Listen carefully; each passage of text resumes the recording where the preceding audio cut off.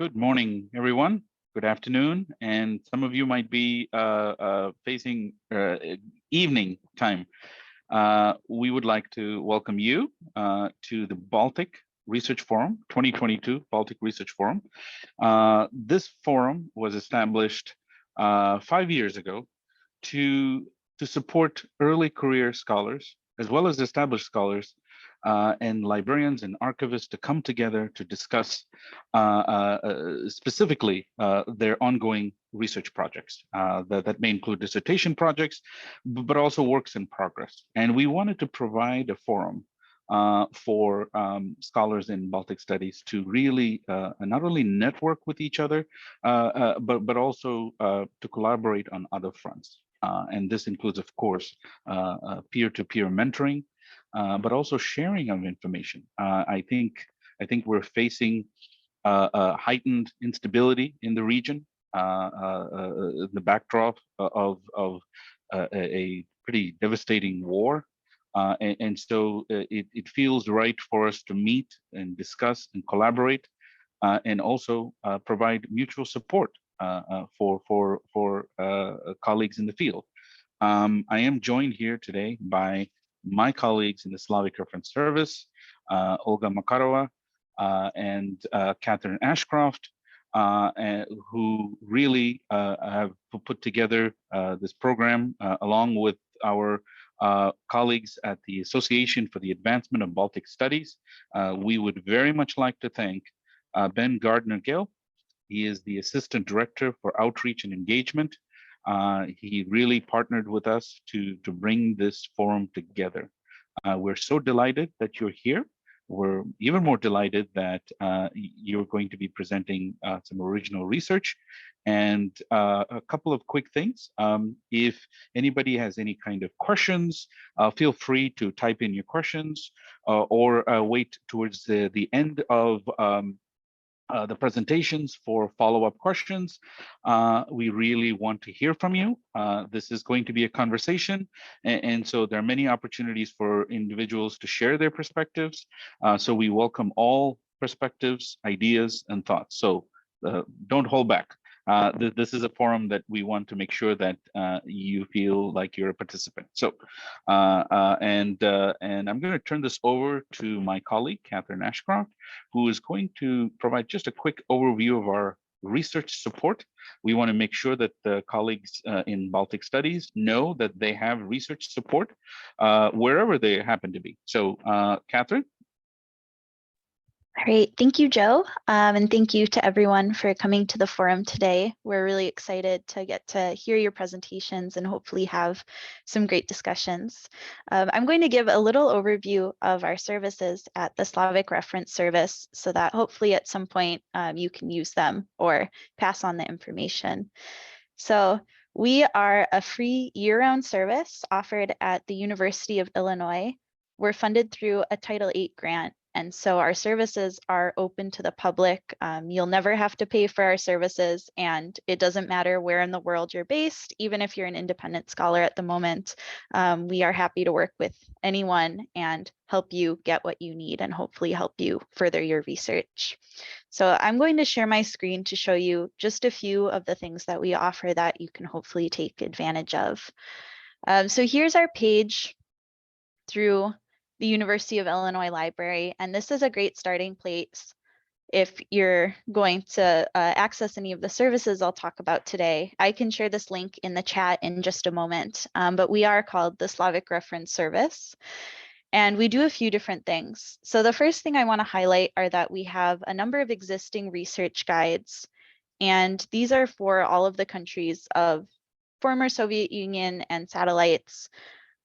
So if you go to research resources, we have a map where you can actually browse geographically. Some countries have more resources than others, depending on our library collections, but we are dedicated to helping you no matter which country you're researching. So we can look at, for example, Lithuania as an example. We'll have a number of guides up that have to do usually with collections or with bibliography on the country. So for most countries, we have an introduction to bibliographies. We have a resource about national bibliography, and then we'll also often have some kinds of guides on periodicals or government resources. Just to give you an example of what one of these looks like, here's our National Bibliography of Lithuania guide. And so we give you, if something's digitized, we'll put that link up. Otherwise, we'll give you the information you need to find the resource. So to go back to our page, we also answer reference questions. This is one of our main things that we do. So if you do have any kind of reference question, for example, if you have a citation and you need to find the material, or if you're looking for certain kinds of materials and you're not sure where to find them and you'd like assistance from a librarian, you can come to our page and fill out this reference service query form. Here's what it looks like. Basically, the more information you give us, the more helpful it is. We can sometimes help you get access to materials by working with your interlibrary loan department. We can also help you locate materials. If you have, for example, an upcoming research project and you need a little bit more support than just asking a question, we also provide one-on-one consultations with scholars. So we'll send you a list of potentially relevant resources, and then we'll meet with you over Zoom or in person and go over these resources. This service is open to anyone. You can take advantage of it as often as you need. And it doesn't matter if you have an undergraduate student, if you're a faculty member, anyone can make an appointment if they'll find it useful. And you can schedule that right here through our page as well.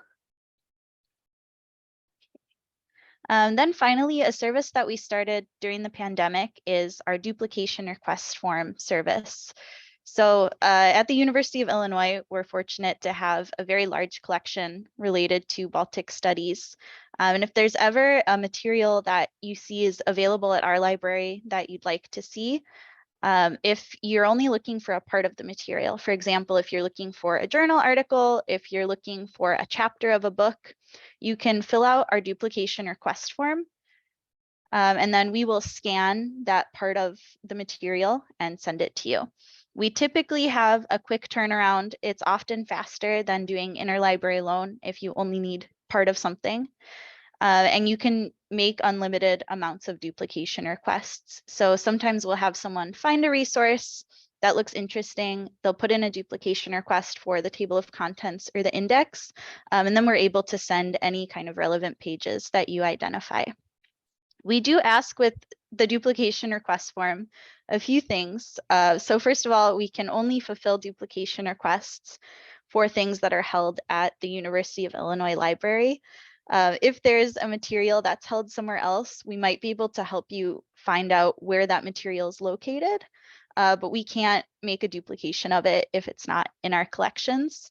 And you can browse at our main library page by going to this U of I collection. This is our library catalog.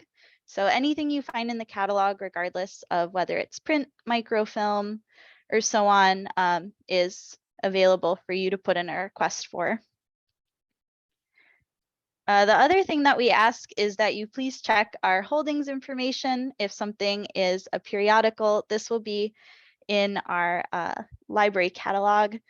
It's okay if you're not quite sure. We can help you figure out if we do have an item or not, but we can only give you the item if we have it. So please do be diligent about checking what we hold and putting the full information. The call number especially is going to be really helpful to our team in getting the item quickly for you and having a fast turnaround time. So finally, we have a number of events throughout the year. So we have other regional forums besides the Baltic Forum, and then we host different discussions. We host all kinds of events really, and you can find out more about those from our social media. So if you're on Facebook, we're also on Facebook under Slavic Reference Service. And then we're also on Twitter On our Twitter, we tend to repost resources from other libraries and institutions as well. So if you're interested in finding out more about other events we hold, please do give us a follow. All right. And with that, I guess if there are any questions about our services, please feel free to either come on the mic and ask them or type them in the chat.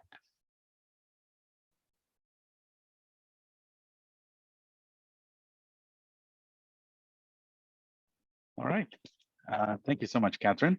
I just wanted to add one more thing. We realize that scholars, specifically in Baltic studies and other subsets within in our field, might be needing access to digital resources. If you are in need of digital resources, please get in touch with us so that we could assist you. This includes, of course, databases, and we want to make sure that your research keeps going and you're supported. Okay, I guess we better move on to our first speaker, right, Catherine? Okay, all right. I am extremely delighted, colleagues, to welcome our first presenter.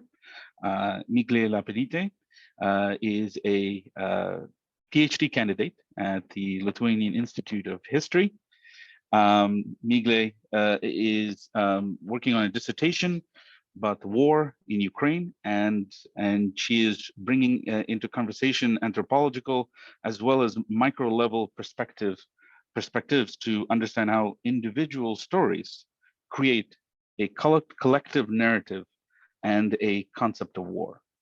Her research interests are as follows: war studies, political and cultural anthropology, and Miglė tries to combine different disciplines or theoretical approaches that help better understand the phenomenon of war. I am delighted that she's part of this conversation and part of this forum. Miglė?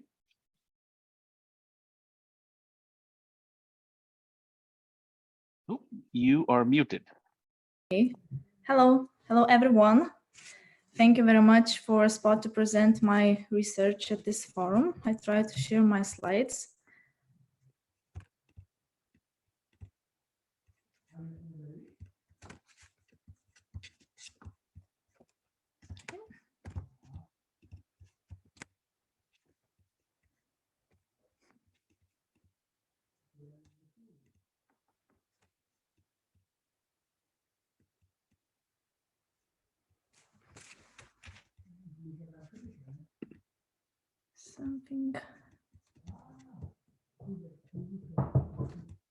Sorry. No problem at all. Please take your time. Okay.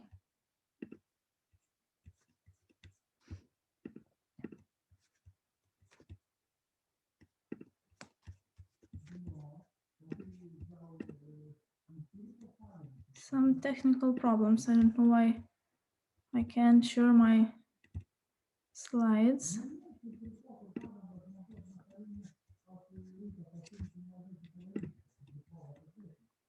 Can you see it? Everything's okay? Yes, we can now. Perfect. Okay. Sorry for technical problems. Today I will talk about how do people understand and interpret the phenomenon of war, the case of Ukraine in 2022.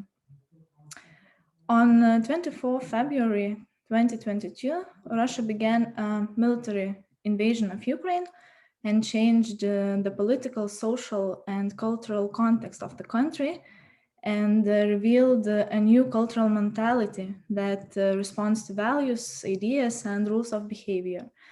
At the beginning of war till now, academics of different scientific disciplines intensively study the causes and consequences of the war, as well as Western researchers interpret this war through competing imperialism, the relationship between Russia and NATO, for overall East and West competition, and Russia's desire to split NATO and European Union.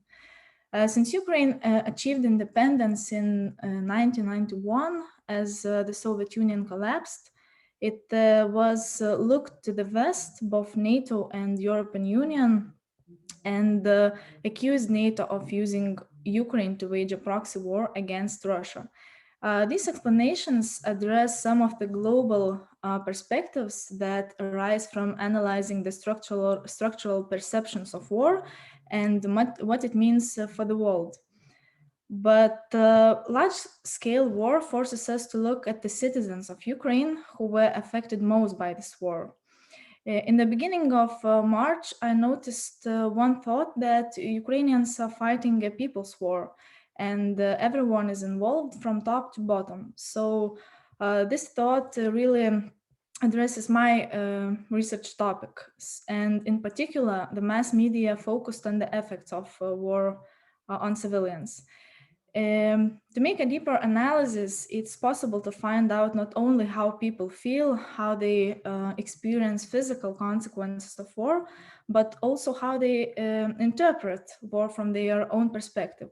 Interpretations of war are revealed in a wider context, challenging and at the same time complementing conventional definitions of war, that is a state of armed conflict between different countries or different groups within a country. Ethnographic first-hand knowledge that comes from below is important for understanding what the internal dynamics of war look like. This presentation is a part of my dissertation project, Micro-Level Perspective in Conflict Analysis and Ethnographic Study of Ukraine. And the aim of this presentation is to reveal Ukrainian people's perception of war and to empower the local voices in the construction of new modern history of Ukraine. To achieve my aim of this presentation, I raised some questions which are important to structure my presentation. So what are the main ideas about nation, society, or the causes of military aggression? How the global theoretical discussions of war reflect individual narratives, and how or are individually created stories reflect collective narratives. This study used semi-structured and ethnographic interviews to understand the experience and perspectives of those who really experience war. My research revealed that the question of the concept of war to answer is indeed complex and worthy reflection. And this really surprised me, although it really proves that war is a complex phenomenon containing interrelated aspects that need to be discussed from different perspectives. The need to understand the stories of single individuals also addresses other questions of war studies. How do personal stories relate to the global interpretations of war, as I mentioned in my list of questions? How externally created war labels were reflected in people's narratives, and how? So I distinguished the main trends in the interpretations of war. I want to notice that my research is in progress, so I have some I have not final conclusions from my project, but there are some main trends which are really, I think, which really addresses how people understand this war.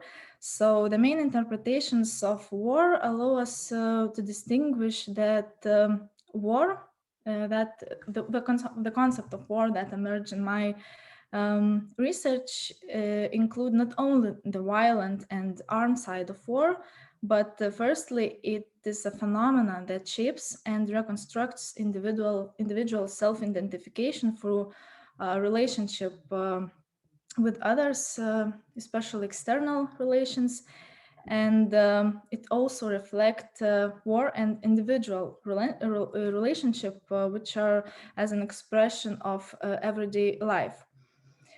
Talking about the relationship between war and the personal life, I noticed that people talk about war as an destruction of everything. Compare it with a hurricane when nothing will return to the way it was and you cannot resist it.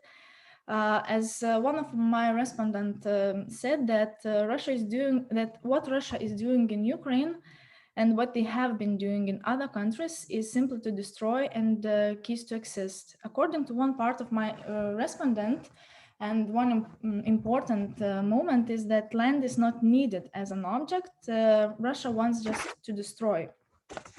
So the war is exactly about it. And also the war is being waged against the civilian population to destroy the Ukrainian people, completely the language, completely nation, and the questioning and denial of Ukrainian identity and history as a justification of war is clearly a perceived element in my collected data. And war is symbolic between Russians and Ukrainians' discourses of identity. And other moments which are also important is that there are some differences between people who really experience this war and who just talk about it. For people who really experienced war, who lived in or live in danger conditions, they see and understand that war is an expression of fear, death, war is explosions, technology, soldiers. There are some people who mention that letter Z on the equipment is a war sign. And one quote from my participant story is that war does not let go. When planes fly, we turn off the lights because it's not our plane. When the war started, the first thoughts for many Ukrainian people were where and how to get food and water. So the war is about it.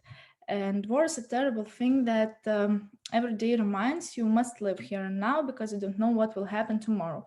So such quotes really illustrate that war is not only violence, war is not only some military experience, it's a personal experience which really hurt and destroy a personal life.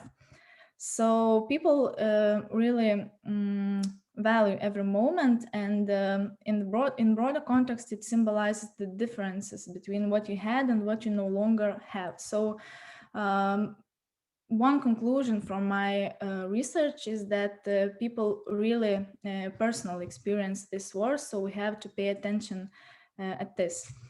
My research shows that different definitions of war come from experience. Those who have seen war closely emphasize primarily the emotional side of war, and others talk some different things. But as a result, to define this concept is not as easy as it could be. And the question which was in my list was about society. So what do definitions of war say about society in general?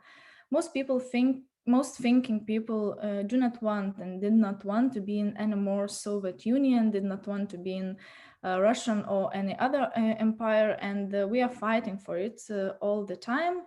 Ultimately, war is a nation's struggle for the right to be itself, to decide its destiny. So it helps to answer the question how individually created narratives reflect collective identity.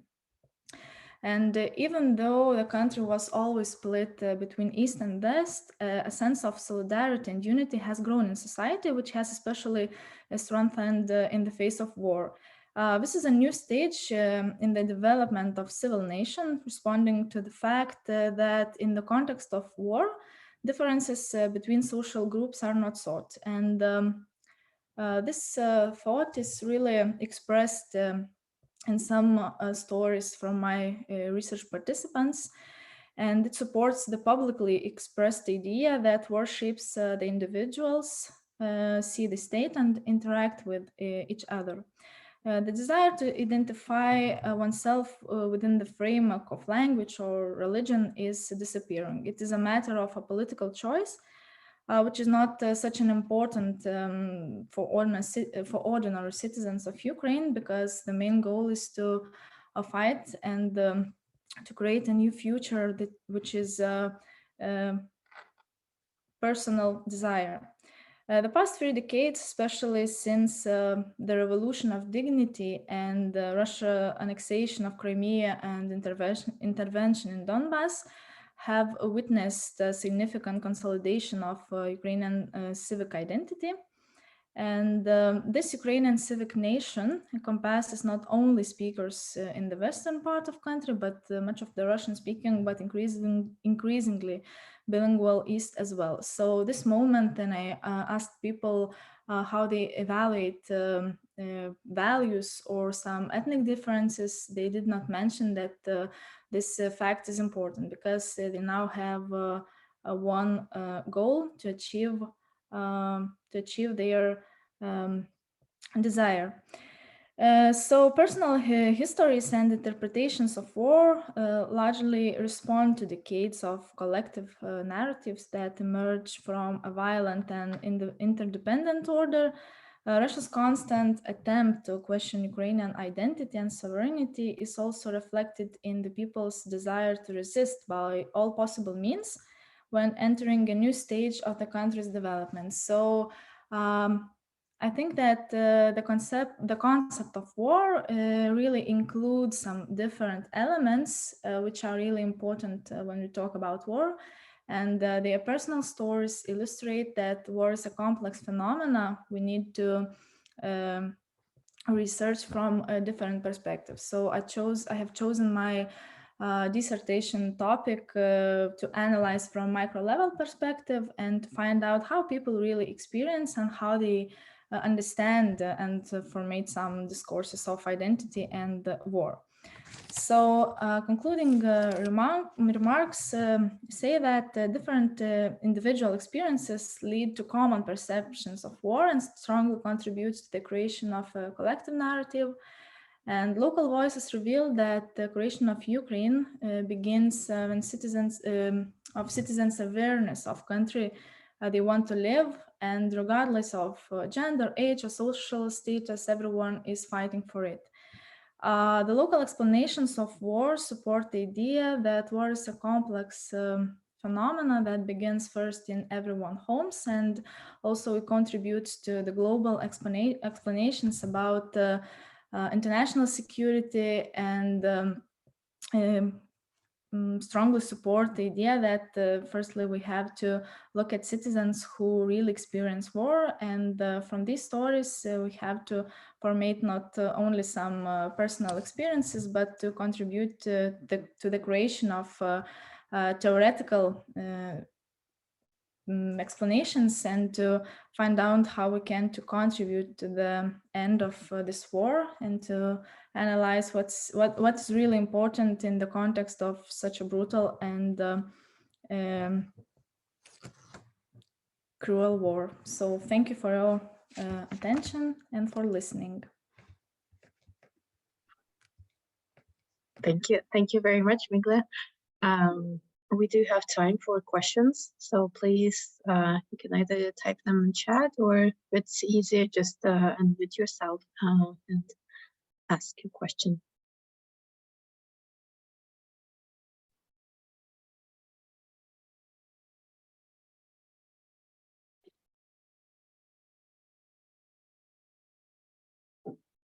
Miglė, I was just wondering who your participants were. It sounds like you were talking to Ukrainian refugees, or were you talking to some of the local population? Thank you very much for question. I talk with different groups of people, and I try to find people who are in Ukraine at this moment, and also I talked with people who are in Lithuania. I did not try to make such distinctions, because then the war started. I had some difficulties to find people, and now I try to find despite the place they are, and to talk with people despite their living place or some other attributes. It's a broad group of people with different social status, age, educations, and later I will try to make some conclusions, to make some tendencies, because this war is for everyone, as I mentioned in my presentation. Thank you. And there's a question in chat if you see, or if you'd like me to read it.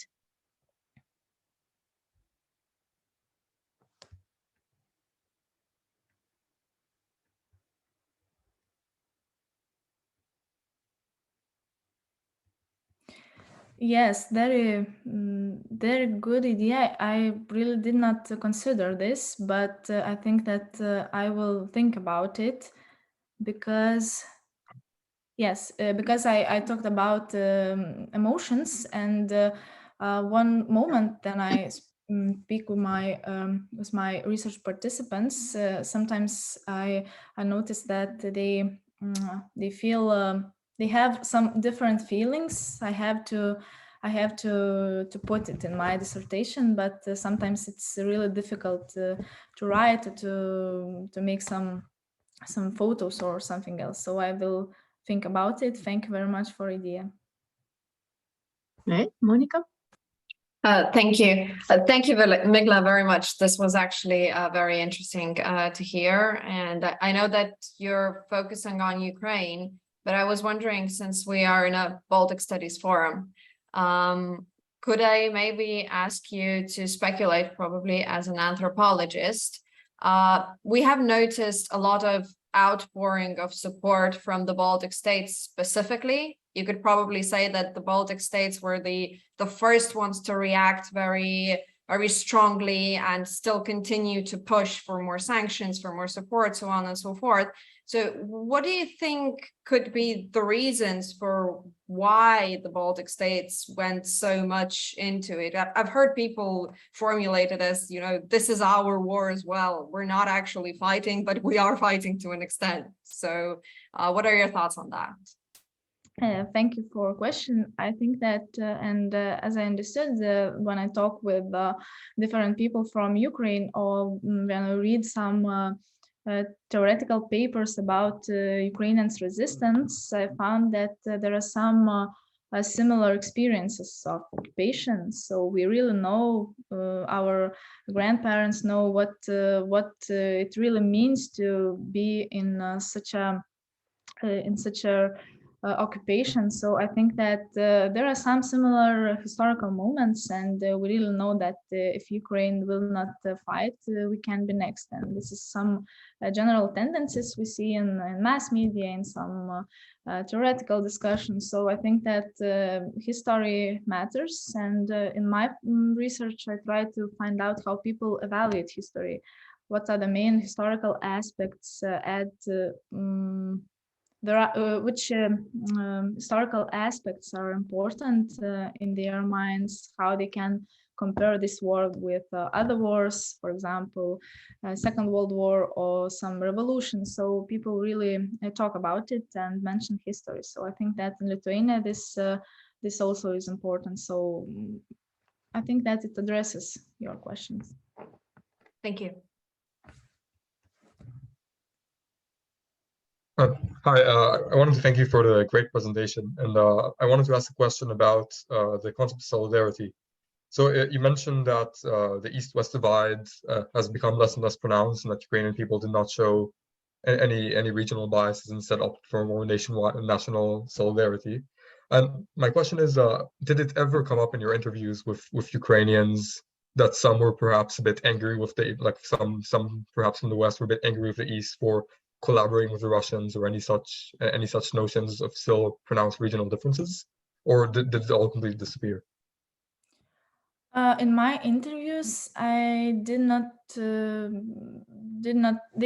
mention about it because I asked how they how they understand, or how they talk about ethnic differences, and one answer was that despite the fact that there are some differences in mentalities, for example, there are political choice, but about collaborations, it's a good question, but I did not notice it. Maybe I will, then I will finish my my work with the data. I will find something. Thank you. All right, thank you very much. Thank you for questions and for sharing your research, Miglė, with us. I think it's time for us to move to next. We have a group of scholars from Brigham Young University, Jennifer Bown, and Dewey, Morgan Hassel, Grant Lundberg, Wendy Smemoe, and Miriam Wendy. are going to talk about ethnic group affiliation of Russians in Lithuania before and after the war in Ukraine. Jennifer Bown is chair of the Department of German and Russian and an intermediate level speaker of Lithuanian. Grant Lundberg is a professor of Russian and associate dean in the College of Humanities. Then Dewey is a chair of the Department of Linguistics. He is an expert in social networks in language learning. Wendy is professor of linguistics and Smemoe, and Miriam is visiting assistant professor of linguistics and speaker of Russian. And I see that we have Jennifer, Wendy, then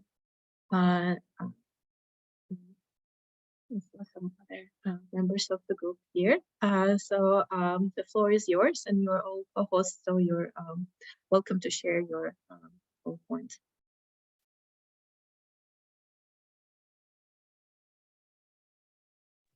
Okay, thank you very much for the opportunity to be here. And yes, we do have a large group. This is part of a larger scale study that we'll be reporting on some preliminary findings. Just as a little bit of background, and I know that identity and group identity is a very complex phenomenon, and we're not really going to, in the time that we have, going to break it down and talk about it in all its complexity. We just want to start out by talking about how language is a really important symbol of group identity, and it is often manipulated by individuals to show their affiliation, their loyalty to particular groups, or their lack of affiliation with others. Group allegiance can also influence ultimate achievement in language learning. Since most of us are linguists, this is what we're particularly interested in. It's particularly the case if a minority group feels threatened and they don't feel particularly strong in their own identity. On the other hand, in cases where the minority group may have a very strong sense of their identity, it can facilitate learning of a second language. There's been a fair bit of research in Canada, lots of places around the world, but there has been some research done in the Baltics with ethnic Russians and examining ethnic group affiliation. And the studies have shown that ethnic Russians in Latvia who more strongly identify with their ethnic group as Russian have lower self-reported Latvian ability than those who less strongly identify as Russian. And now Miriam is going to talk a little bit more about why, since this research has been done in Latvia, why we decided to look at Lithuania. Okay. Oops, go back. Thank you. I hope everybody can hear me. So there are some interesting features in Lithuania that make it a good state for comparison with Latvia and Estonia. First of all, and I want to preface this by saying these numbers are very, very difficult to pin down exactly because different people look at the percentage of Russian speakers, the percentage of ethnic Russians, etc. So you've probably seen other numbers for the percentage of speakers in these three countries, but as you can see, it is falling everywhere. And the number in Lithuania is significantly lower than the number in Latvia and Estonia. And there are, of course, many, many complicated reasons for this, but one issue to be looked at is language policy and the role that it may be playing in this, particularly in the feelings perhaps that people may have of being singled out or isolated because of their ethnic Russian identity and the fact that they speak Russian as their L1. So for example, as you may know, back when the Baltic states became independent, Latvia and Estonia did have a language requirement for people to acquire citizenship in these new states for Russian speakers, but this was not a requirement in Lithuania. However, afterwards, officials and people in many other positions were given a few years to learn the language. And a 1997 poll showed that about 60-something% of minority language speakers had acquired a reasonable command of Lithuanian. And as time went on, the number of Russian speakers in schools decreased drastically, especially after 1990, but it's continued to decrease since. Whereas, for example, Polish students, the number of Polish students in schools has doubled. So some of the other minority language groups in Lithuania have not perhaps felt the same pressure to change that, say, the Russians did for historical reasons. Also, in an examination of the linguistic landscape in Vilnius, in 2012, Muth found that in the four districts that they looked at, out of 808 what are called bottom-up signs, meaning signs that were put up by businesses or locals, not signs that are official or governmental. Out of 808 signs in these four districts, only 1.2% of the signage was in Russian, 0.5% of it was in Lithuanian and Russian together. And for comparison, 58.4% of the signs were in Lithuanian, 8.7% of the signs were in English only, and 22.4% of the signs were in Lithuanian and English together. The highest district out of the four surveyed only had 1.8% of its signage in Russian. So as you can see, there is not necessarily a large physical presence in the public space for the Russian language in present-day Lithuania. And a few other examples of language policy that may be playing a role. The names of enterprises, organizations, businesses, etc., according to Lithuanian law, need to either be in Lithuanian or conform to a foreign legal standard. So a legal business situated in another, that is located in another country can, for example, open a branch in Lithuania and have their signage in their original language. It's the same way with personal names. If you have a passport, the personal names are written with Lithuanian letters, unless you are a citizen of another country as well, and then you have the right to have your name in the alphabet or the transliteration of your other citizenship. Also, the rights of all citizens to education and audiovisual programming is really only guaranteed in Lithuanian. And mass media, public signs, etc., have to observe the norms of the correct Lithuanian language. In addition, you have to know Lithuanian to be in the civil service, to teach, etc. And so I want to say none of this is meant to criticize any of the Lithuanian language policy, because there are very complex reasons for this policy. However, it does show ways in which Russian speakers may be not very present either in virtual, online, and media space or in the public space. And that's right. And as I mentioned, this was part of a larger research project. Actually, we started out, we wanted to look at the relationship between the ethnic group affiliation, or EGA, of native Russians in Lithuania and their social networks, and the relationship between their EGA and self-reported proficiency in Lithuanian. We also were looking at and plan to, we are beginning data collection to see how this might affect accentedness of ethnic Russians when they speak Lithuanian and the perceptions that Lithuanians have of that accent. But then, so we started data collection in fall of 2021, and then the war in Ukraine happened, and we decided that we wanted to go back in and look at how the things might have changed, how the ethnic group affiliation of ethnic Russians may have changed following the war in Ukraine, wondering whether perhaps there might have been lower identification with their ethnic group as a result of this war. And we used a number of instruments in the original study, and then also in the follow-up that we did in 2022, we did use the ethnic group affiliation survey that has been used largely by Elizabeth Gatbanton and Pavel Trofimovich. As part of this, there are these identity labels on a 9-point scale where the participants stated to which extent these labels here, like Lithuanian, Russian, Russian from Lithuania, described them, like fully or not at all. And we also used the Study Abroad Social Interactions Questionnaire from our own colleague, Dan Dewey. It was adapted to work in a situation of the outside of study abroad. That we only used in 2021 because it was fairly lengthy, and just in order to reduce survey fatigue, we did not use it in the 2022 follow-up. Just a little bit of information about this ethnic group affiliation scale. There are 4 factors in it. There is core ethnic group affiliation. This is about pride in the accomplishments of the ethnic group, knowledge of those accomplishments, pride in showing the group symbols, a willingness to defend the group would constitute the core EGA. Then there is group identification, which is somewhat similar. There's some overlap, the familiarity with the history and some accomplishments. a preference for particular ethnic labels. So if they strongly identify as being Russian rather than, say, a citizen of Lithuania, that's part of that group identification, and unwillingness perhaps to criticize their ethnic group. There's language EGA. This is the extent to which they see language as being really important to defining the group and the necessity of being able to speak the language to be part of that ethnic group. And there tends to be, in many studies, a negative correlation with learning a second language if you have a strong sense that language is important for your group identity.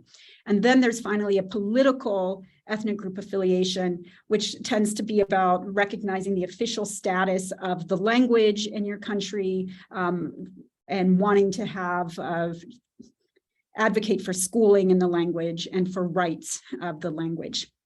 Okay. And here you can get a sense of our participants.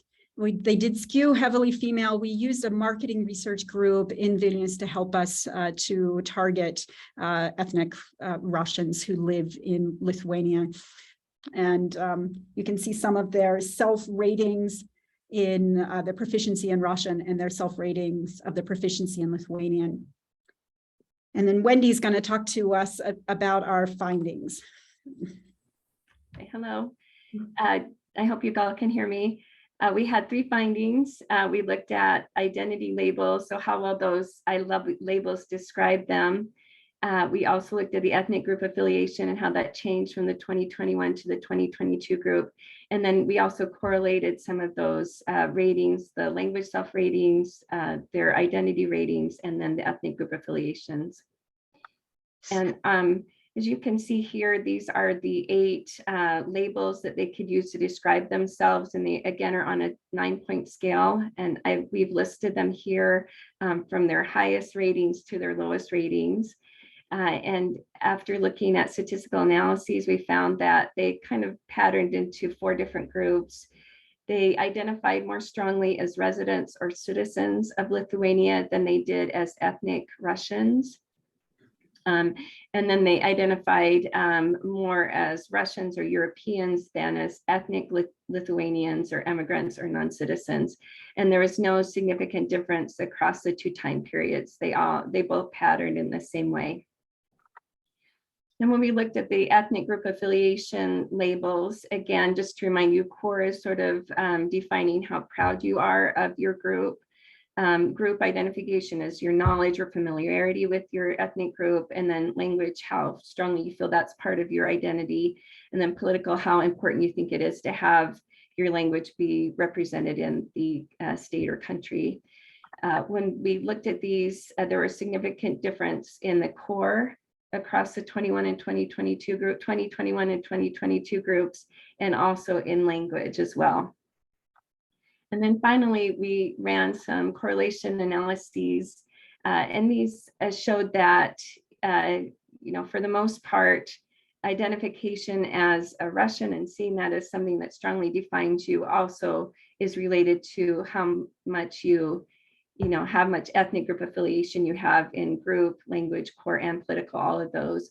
You can see that some of these also were correlated with things such as how much you speak or how well you speak Russian and Lithuanian, and also with age. The older groups were identifying or having a higher core EGA. And just to kind of talk about those a little bit, we thought that it was very significant and interesting that the citizens, these ethnic Russians in Lithuania, more strongly identified as citizens or residents of Lithuania than they did as ethnic Russians.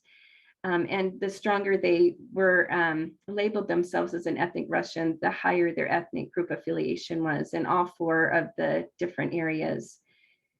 We also thought it was interesting that there was a change, a slight change. They became more likely to identify more strongly with the description of Russian or Russian from Lithuania in 2022 than they did in 2021. And they also identified a little less as a citizen of Lithuania, even though that was not significant. That was an interesting trend. And also we were somewhat surprised by the findings that they had a higher core EGA after the war in Ukraine than before. We had thought that it would be less, but they more strongly identified with ethnic group affiliation after the war. And they also were less concerned about having their language be a part of their identity after the war, which we also thought was really surprising and somewhat interesting. And then their self-ratings of language ability correlated with group and political EGA. So either not being able to speak Lithuanian as well affected their ethnic group affiliation, or being able to speak Russian well affected that ethnic group affiliation. Grant. I hope you can hear me. I apologize for not turning on my camera. I'm having some trouble with it. That's better for you anyway, probably.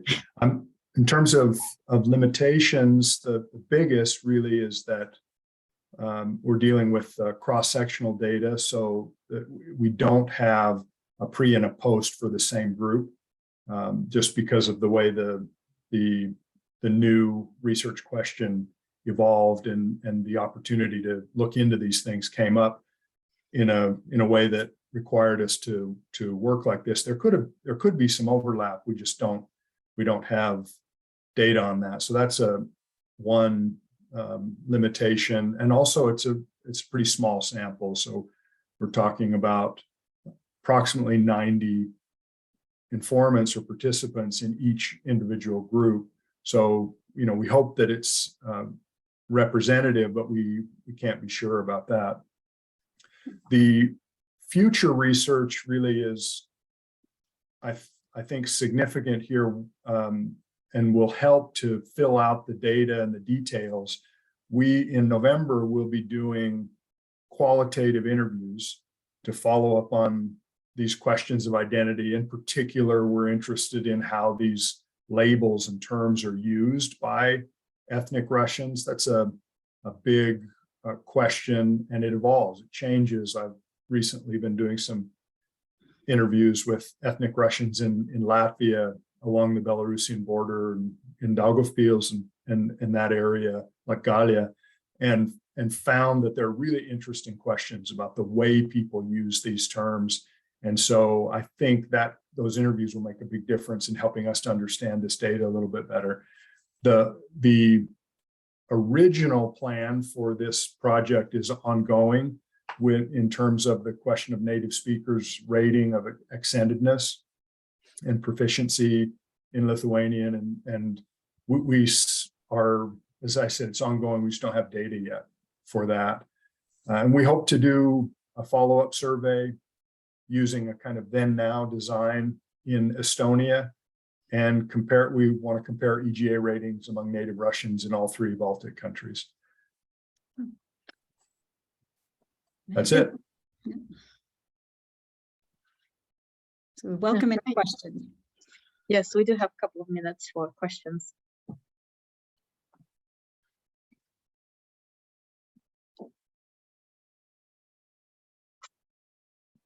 Monika? Thank you. This was very, very interesting. And I'm from Lithuania, so this was doubly interesting. It's always very, it's a lot of fun to see other people research the place that you don't necessarily, look at from a research angle. Oh, that's interesting. So that was lovely. I have like about 20 questions in my head, but I've only formulated one for you, so good for all of us. I was thinking about the change that you've noticed, the sort of not very significant trend, but still a trend to, wait, I put it down because the higher core identification in 2022. Which surprised me as well at first. And then I was thinking, and I want to discuss this with you. Do you think this could be a sort of a rally around the flag effect that people were talking that Russians in Russia could be experiencing right after the war started? The sort of, the need to support your own country no matter what. And since as Miriam mentioned, the informational space in Lithuania is very much Lithuanian, which results in Russian-speaking people getting their information also from the Russian sources. So it's it's a contested area there. Could it be a sort of that effect influencing this, crisis situation, making people divert to their ethnic identity more than we would expect? It's an interesting question, and I wonder if I think that there may be something to that, perhaps where they're getting their information, or maybe I wonder if there's also a feeling of concern, maybe people wondering how they're looked at, whether they're concerned that their fellow citizens may be somewhat suspicious of them because they are Russian. Very interesting question, and I hope that the qualitative interviews will get at that. So unfortunately, I don't know that we've got any great answers. I don't know if my colleagues have any thoughts on that. And then I see Andrew has a question after. What do you think, Wendy, Miriam, Grant, Dan? Well, I might just say quickly, I think you're right, Jennifer. It's an unclear situation, but it is interesting that this is, so I mentioned the comparison to the Latvian interviews that I've been doing. And there is clearly, number one, a sense that it's in a public space, it's difficult to sometimes say what you really think, especially in a very somewhat controversial topic. And in Latvia, that sort of unity of the ethnic Russian group has kind of fallen apart, and a lot of people just don't say what they think in public context, especially if they have a controversial opinion. But the interesting thing about this project and this data is that it is confidential, it's anonymous, so it could well be that it's easier for people to express that, as you said, rally around the flag, although it's a different flag. And that also complicates the issue because at least in Latvia, there is a big sense of, well, where are my loyalties? So that question is really complicated. I'm looking forward to the interviews to follow up. Thank you. Thank you all. And Andrew, I see your hand up. Sure, good morning. That was a really interesting presentation, thanks. I think I'd like to email with some of you about some literature and ideas around language learning after this, but for now, quickly, I'll just ask. I have a feeling the answer to this question is going to be unclear anyway, but this idea that language ability is tied to ethnic group affiliation was brought up a few times. And I just wonder if any of you have any insights, maybe from previous literature or your own studies, which way this might flow, or if it's unclear, like, does learning a language necessarily raise your EGA in another affiliation, or does it necessarily lower one, or is it unclear? And I suspect it's probably unclear, but yeah.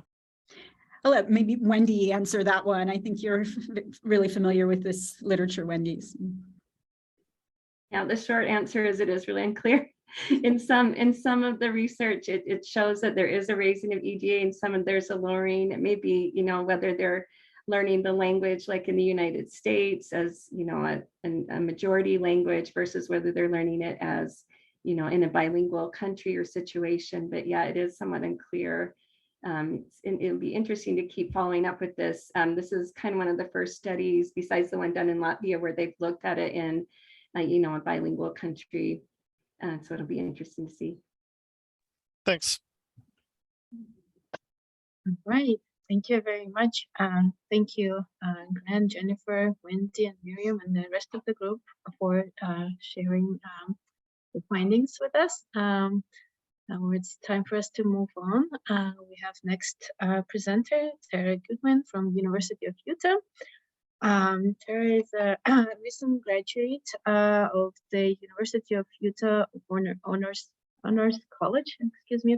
She graduated with a degree in history, where she focused her research on gender and memory studies in Soviet Estonia.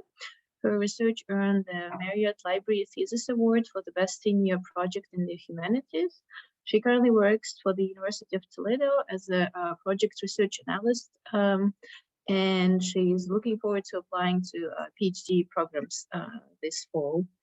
And Tara is going to talk about gender and national identity, the historical memory of Soviet-era ethnic Estonian and ethnic Russian women. Yeah. Good morning. Can everyone hear me okay? I suppose you can. We've been doing this for a minute. Let me go ahead and share my screen.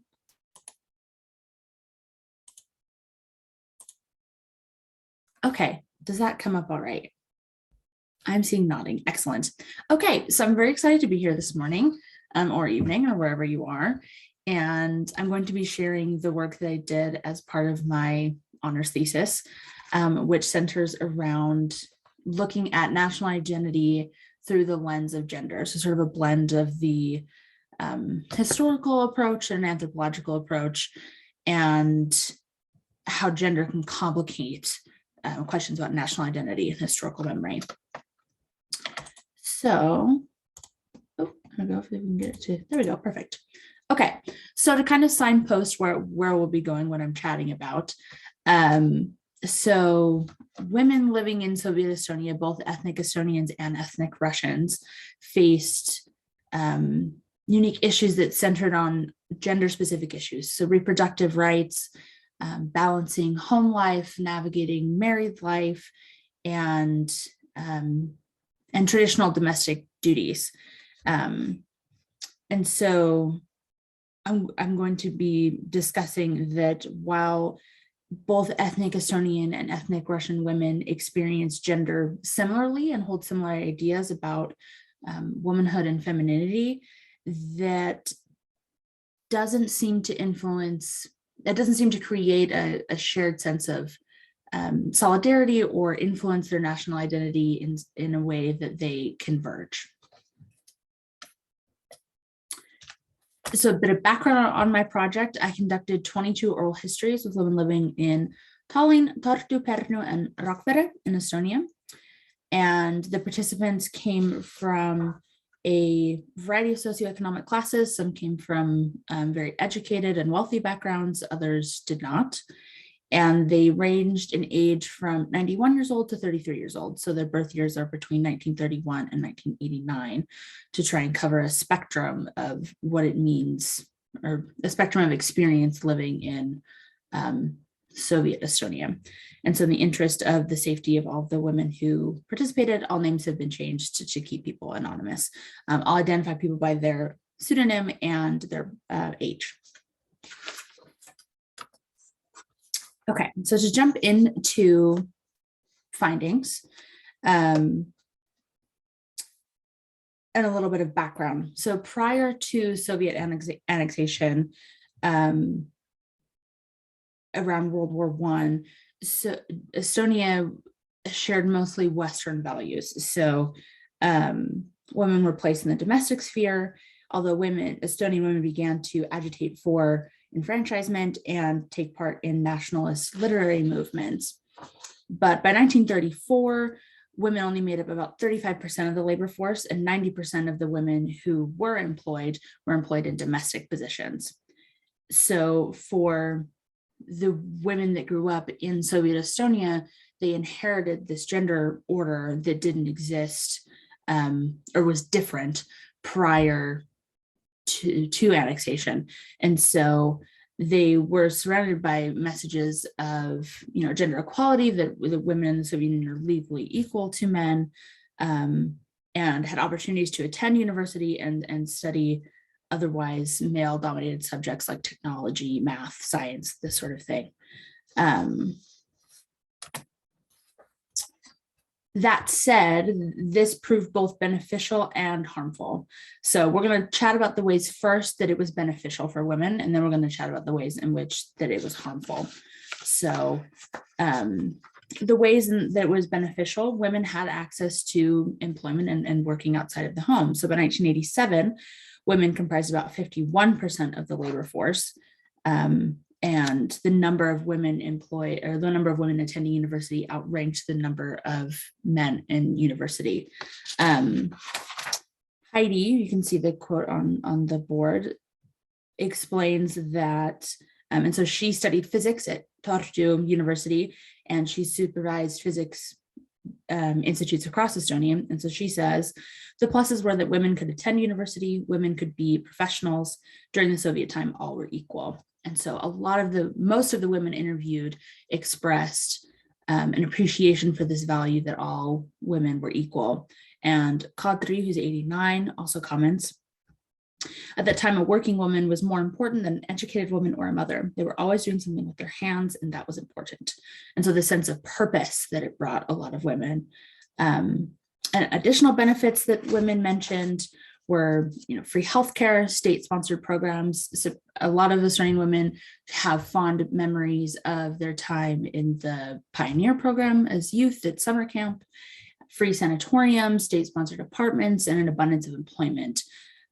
Are positive things that women mentioned about being women in Soviet Estonia. However, on the other hand, although that these women are expressing sentiments of being equal, that doesn't mean that sexism didn't exist. So party leadership was mostly, Communist Party leadership was mostly made up of men. Kadri again, from her, she says that although women had equal rights with men, there was still a preference for men that, like we have today. The higher positions are filled by men and single women. And so in the 1950s, men comprised approximately 75% of party leaders, which made female leaders really rare and a lack of female representation in government. Other issues that women express having that are centered on questions of womanhood was childcare. That this balance of labor makes it difficult to balance a home life, especially given other issues like domestic violence or access to reproductive care. And so Sandra, who is she is 81, she worked in a factory most of her life. And she says, factory work wasn't easy work. You had to do equal work with the men. There were quotas at the end of the month. You had to fulfill a certain amount of work. So we took our children to the factory with us. Where else would you put them? The daycares were closed. They closed before our workday was over. We had a quota to fulfill. So the children were at the factory. It was a very strict time. I never was a stay-at-home mom. That's my only regret. And so detriment also being this emphasis on work and the sense of purpose, while some women found this very empowering, other women regret it that they weren't able to make choices for themselves and take care of their children the way that they wanted. So if Estonian and Russian women are sharing this perception of gender and have very similar experiences, where does the recent historical memory diverge? I think that the answer is World War II. And so it serves as this diversion point. And so in interviewing women and chatting about their memories of World War II, for Estonian women, the memory of Soviet violence takes precedence over Nazi aggression. And this is really complicated, and I wish I had a bit more time, but complicated ideas about Estonian collaboration with Nazi Germany and the role in the Holocaust as well. And so Kadri, again, she notes that the Germans killed in 3 categories. The first is if you were communist or part of the communist youth, if you were Jew, or if you were partisan. If you weren't any of those, then they cared for you. And so it serves as this sort of continued struggle for independence, that picking between 2 evils, kind of in an impossible position, Nazi Germany or the Soviet Union, neither of which are great, that independence, Estonian independence, is the primary goal there, and preserving Estonian independence in historical memory. For Russian women, ethnic Russian women, they tend to focus on, in their historical memory, collaboration, questions of collaboration, of concentration camps in Estonia, of the ways in which Nazi Germany is the enemy, given that that's a very periodic chapter in Soviet history, that they defeated this great fascist enemy and that good won over evil. And so that sort of narrative persists, which is almost antithetical to this idea of Estonian independence, because the Soviet Union came in and annexed Estonia. And so the war for Russian-speaking women legitimized the Soviet system, that the Soviet Union won the war, so therefore the Soviet system is good.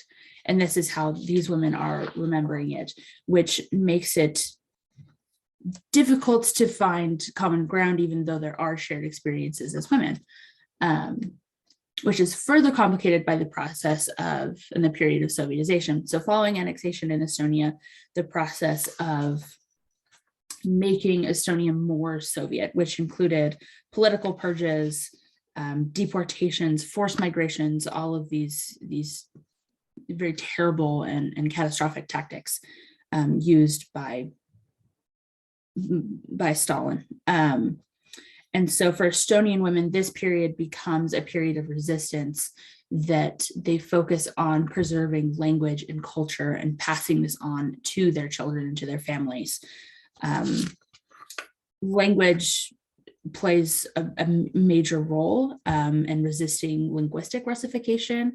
So either pretending not to understand any Russian at all, or being very meticulous about how Estonian is taught at home is important. And so the Estonian Song Festival, Laulupidu, also plays a big role, and was an important event to confirm Estonian national identity and solidarity. And Katrin, who is 67, she recalls that when I attended university, we had classes called red subjects: history, economy, things about Lenin, and so forth. We felt that we were doing it together. We were playing a game according to a set of rules. I never took any of it to heart. We knew as Estonians there were official things we had to say. But for Russian-speaking women, they're not viewing the titular culture as a culture. It is more of an internal movement within a country that they already live. And so it creates this identity crisis in the present day, that for Estonian women, they had this strong national identity passed down to them for their mothers, but for Russian-speaking women, they identify as mostly Soviet, in a place that no longer exists, which is complicated. And they didn't have this sort of resistance period because, well, and the Soviet period benefited them in some ways, because there was this preference for Russian speakers and Russian culture. There was preference given, like things in housing queues, and although they also suffered from shortages of goods or that type of thing, there was still a preference given to Russian speakers that Estonian women didn't have the privilege of having. And so there tends to be this nostalgia for the Soviet Union. And Anastasia, who is 48, she says that for Russians over here, I am Russian. If I go to Russian, to them, I am Estonian. I always say I am Russian, but I am from Estonia. I am not Russian. I am not Estonian. I am half and half. And so creating this sort of suspension of neither Russian nor Estonian, but Soviet, and for a place, a nostalgia for a place that no longer exists. And so to sort of wrap things up, both women, like I said, that both the Estonian and Russian-speaking women, they have this sort of shared sense of womanhood and shared perceptions of gender, where they struggled with domestic violence, access to reproductive care, and goods shortages, but they benefited from access to education and state-sponsored programs. And however, this sense of gender does not create a shared sense of national identity or a shared sense of historical memory. That World War II is the divergence point, and the period of Sovietization it instilled resentment or sort of solidified national identity and culture for Estonian women, and left Russian-speaking women without a concrete sense of national identity other than building nostalgia for the the Soviet Union. So thank you so much. Does anyone have any questions?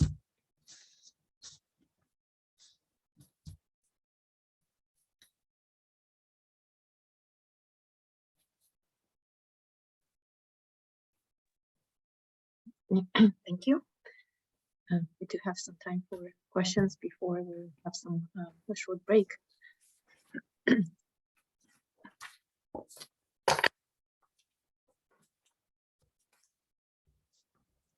Oh, Monika. Somebody just tell me to stop asking questions at some point, because I feel like I'm monopolizing the whole conversation at some point, really. But it was very, very, very interesting, Tara. God, I want to ask about things that you haven't talked about, if that's all right with you. Yeah. In your conversations with your informants, were there any cases of the Russian-speaking or ethnically Russian women being aware that they had this sort of privilege in the time of occupation? Were they ever aware that, you know, they were better off in some subliminal sense than their Estonian counterparts? Because the Estonians were aware of that, but where were they? No, not that they expressed. There was just expressed mostly this nostalgia for, well, things were better then, but not things were better for us and not for other people. No, they didn't express any sort of self-awareness in that aspect. So if you're interested, I don't know if you've read it, Svetlana Alexievich's Secondhand Time. Yes, I love that. Yeah. So when you were talking, I was like, I'm hearing the same storyline of, you know, this privilege blindness of people just, you know, it was better then. Yes. Why? Yeah, exactly. Nobody asks that question. Lovely. Thank you. Thank you. Thank you.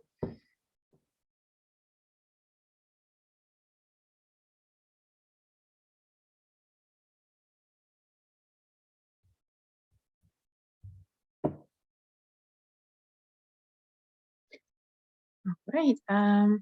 So if there are no more questions for now, then how about we take a short break and then come back for the second half. Yes, thank you for the presentation. So let's come back in, as I said, 8 minutes at 10:30 local time. So in 8 minutes, we'll be back for the second part of the first day of the forum. Thank you.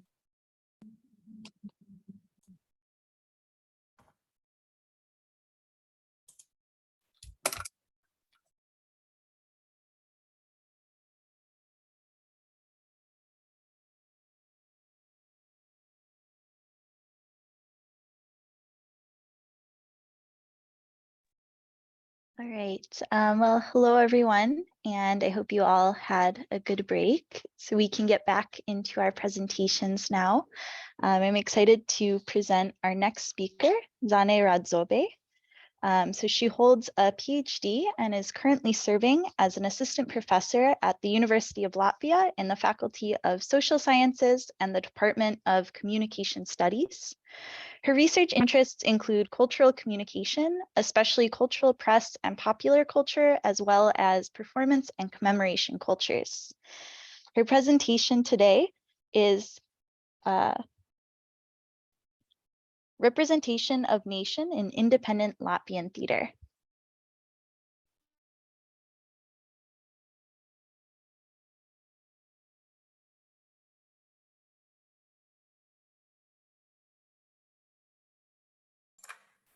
Hi, I'm now also hearable, I'm hoping. Good evening from Riga. Very happy to be here and present something on the subject that is very near and dear to me, Latvian performance art. And I was at first a little bit worried that I'm going to be like the black sheep outside of the curriculum here, but based on what I have already heard, it seems that we are still thinking about the same things, only in different mediums. So today I'm going to give you a very, very brief overview on the representation of nation in independent Latvian theater, but I would like to start with a little bit of history here. There's not going to be much of the theoretical background, but in my presentation, but just so that the very basis would be covered. The whole project that I'm doing is very dependent on two different understandings of what a nation is. One, as stated by Benedict Anderson, is this imagined community, and the other is the notion of nation as a sacred family, which I'm here referring to Anthony Smith. But I'm sure you all know that there's a whole school that describes this kind of nation project also in the Baltic states, which is very actual. And in Latvian theater, when it comes to representing history, this has been an ongoing discussion of what a nation actually is and who can be part of the nation when it comes to expressing national identity. So the first more modern approach, not this very, very oversimplified view of Latvian history that came into the Latvian theaters just shortly after the Third National Awakening, and was basically 180% overturn of the Soviet narratives, is the production that is not my aim here today to analyze this, but it's a good starting point to explain what actually is happening with the memory studies in productions nowadays in Latvia. It's a performance that's called The Grandfather by Latvian theater director Alvis Hermanis, and it was staged in 2011. It's a very peculiar performance because it's made out of 3 interviews with the survivors of the Second World War. So the premise goes as follows: that the actor that you are seeing on the stage, his name is Vilis Daudziņš, and his personal history included the fact that his maternal grandfather was missing in the World War II. So he started looking for him for any kind of traces, and all that he got to look for in the War Museum was his surname, Savickis. So he found 3 men named Savickis and interviewed each of them as they could be his maternal grandfather. One turned out to be somebody who is a Nazi sympathizer and has served as a legionnaire in the Latvian war. Another was a very keen Soviet sympathizer, and after the war became a KG general. And the third one was somebody who was drafted by both armies and rather miraculously survived, but didn't hold any kind of ideological affiliations. It's about this performance in Latvian theater is a very crucial one because it sets the stage for what is next in representing of the history. So at first, it sets the stage that the Second World War and the aftermath of this war is the basis of identity. But what is very important here is that it's only a male identity. Females are absolutely missing from this perspective. What else? It proposes this understanding of Latvians as a sacred family. So they are quite literally brothers. They serve the same surname, if you will. And there's some kind of ideological diversity there. But each of those characters also feel very devoid of responsibility. So they symbolically feel that they are the children who just did what they were told to do, but they hold no responsibility towards that. So what is happening in the last approximately 6-7 years when it comes to representing the nation in the Latvian theater? We're talking about the generation of the younger theater directors who are now in their maybe late 30s or early 40s, and who don't have any practical experiences with the Soviet history. This identity that is the basis of the national identity in Latvia is secondhand to them. They have only learned about it from schools, from maybe some kind of secondary texts, and they could be described as pro-European, but with a very keen interest in Latvian history. But what they do with the Latvian history is rather interesting and a little bit peculiar if connected to what is previously known. So they take the identities of the marginalized and try to insert them into the national narrative. And those are both ideological groups of experiences, ethnic groups that are not just ethnically Latvian, and also gender perspective becomes here important. I have chosen today to very quickly speak a little bit about a few examples of this group. There's about 20 performances or so, not particularly interesting as individual cases, but very interesting when you start to look at them as a group, because then you start to see the strategies that are there for this whole generation. And the first example that I would like you to propose to you is a performance called The Legionnaires by Baltic, which questions the narratives of national heroes. So the legionnaires in Latvian historical narrative are the brave young men who sacrificed themselves by collaborating with the Nazis so that Latvian people could flee to the West, and they were the last front to hold back the Soviet armed forces. That's the national narrative there. That's why they're the national heroes. Sīlis, on the other hand, shows them based on historic evidence outside of this national narrative. He shows them as young people, often in their teens or in their early 20s, who are not interested in politics at all, who are just being drafted, and they're maniacally trying to survive. They're more interested in who their wife is sleeping with, whether they have a smoke or whatever, not in the great politics.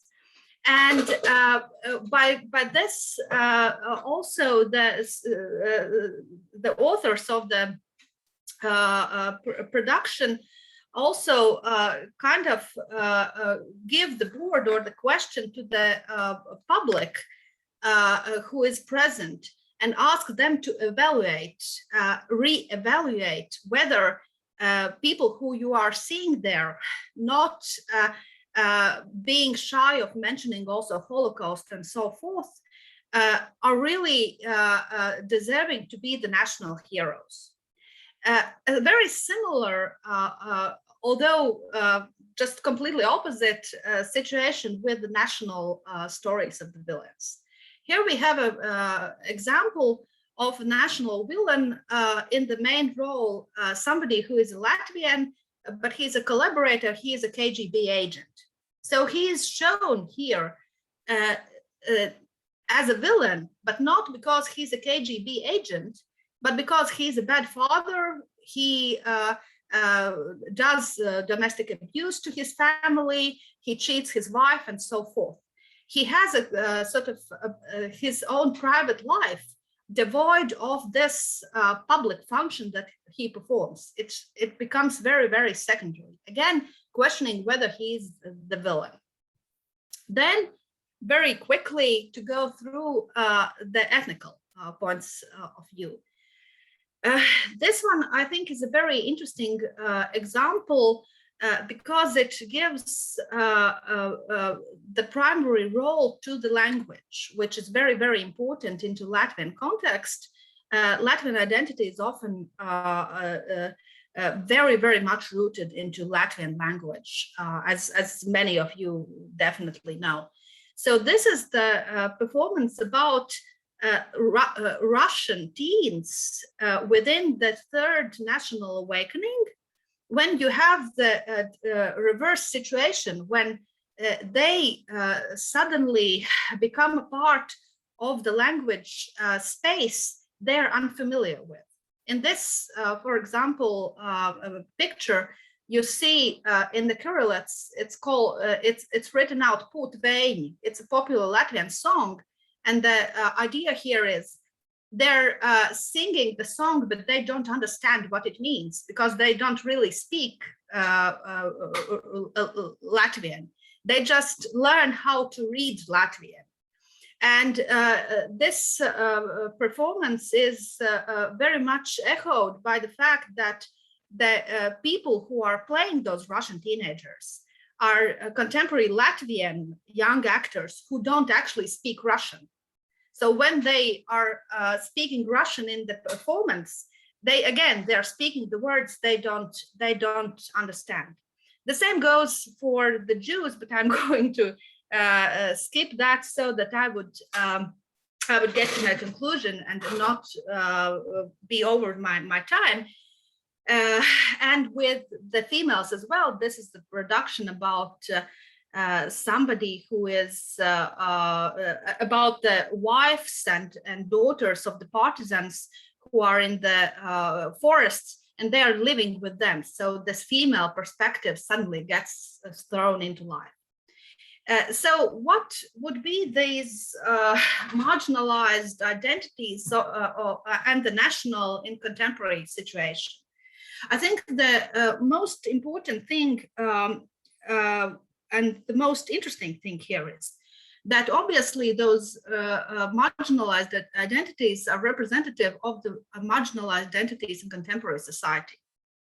So basically, if we are speaking, for example, about marginalization of Russian-speaking stories about the 20th century, then it has some kind of connotation also to the marginalization of the Russian-speaking population in contemporary Latvia as well. The same goes for females, the same goes for gays, and so on and so forth. All of those groups represented in the theater.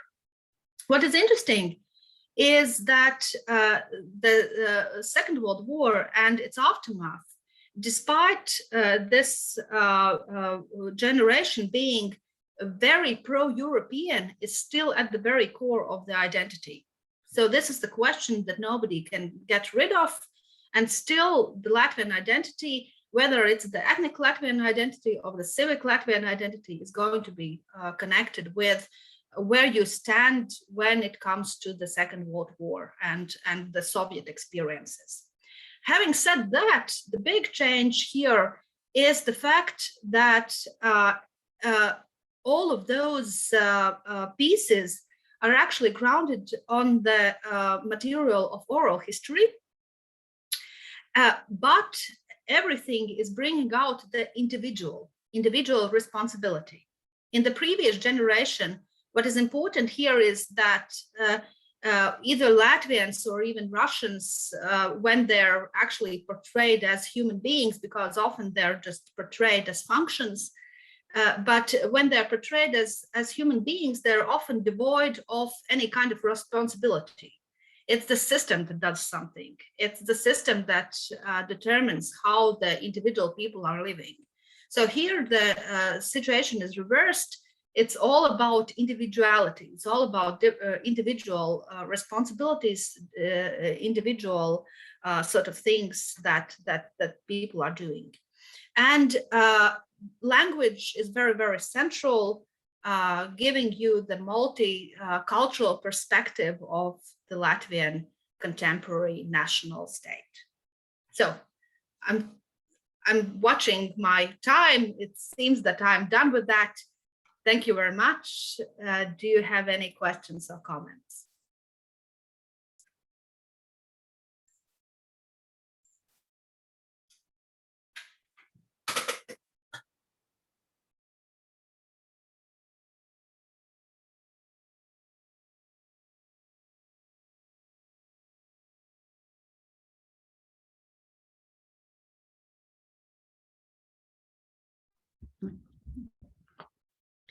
If I may, I'm very fascinated by this. Do you have any thoughts on why some of these plays are attributing blame, it seems, more guilt to the system than to individuals? I'm just curious about your thoughts on that.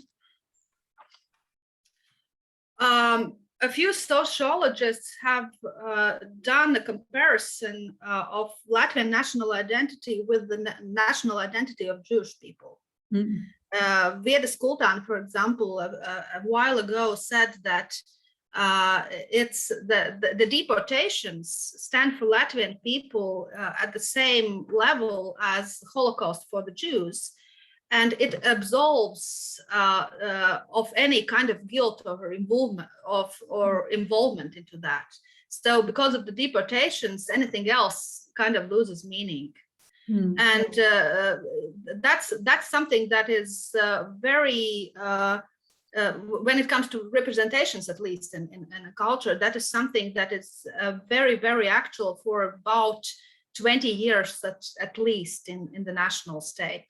This younger generation seems to have a little bit of problem with that. Therefore, this reverse question of individuality: what did you do? How did you think others suffered as well?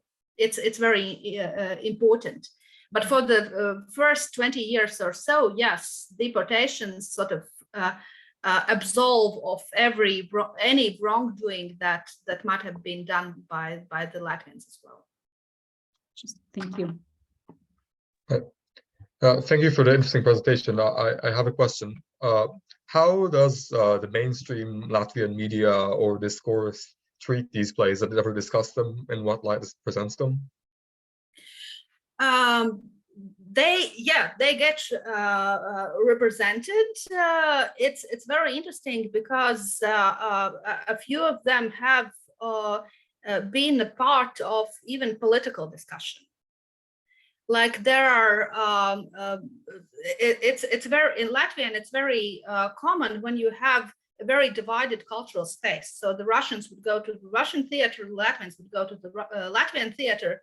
And these performances kind of bring together both parties. So they generally tend to get a very positive review.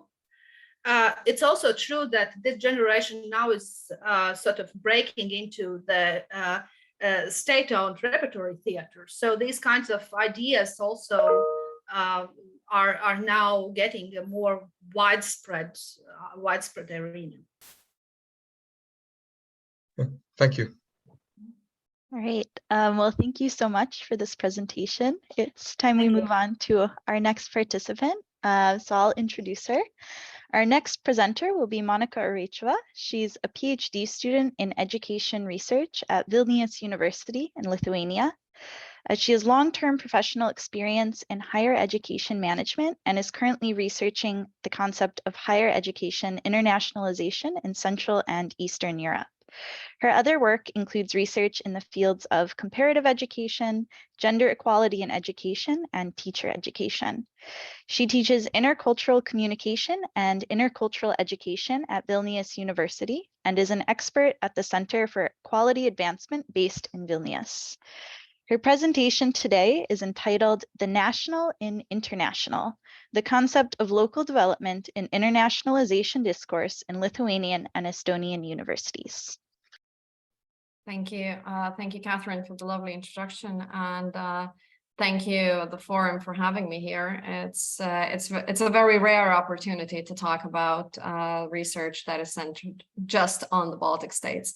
So what I will be talking about today is a section of my research. I originally focus on 3 countries in the region: Lithuania, Estonia, and Slovenia. But for this occasion, I've limited myself very happily to 2 of the universities that I will be talking about. So very briefly, so that we're on the same page, because I will be using some words that can have different meanings and do have different meanings in different scientific contexts, and then they also have meanings in the sort of general discourse. So when I talk about concepts, I'm referring to Reinhard Gesellig, which historians might have heard of. And the important part is that concept is not a word, it's a multitude of meanings in one word.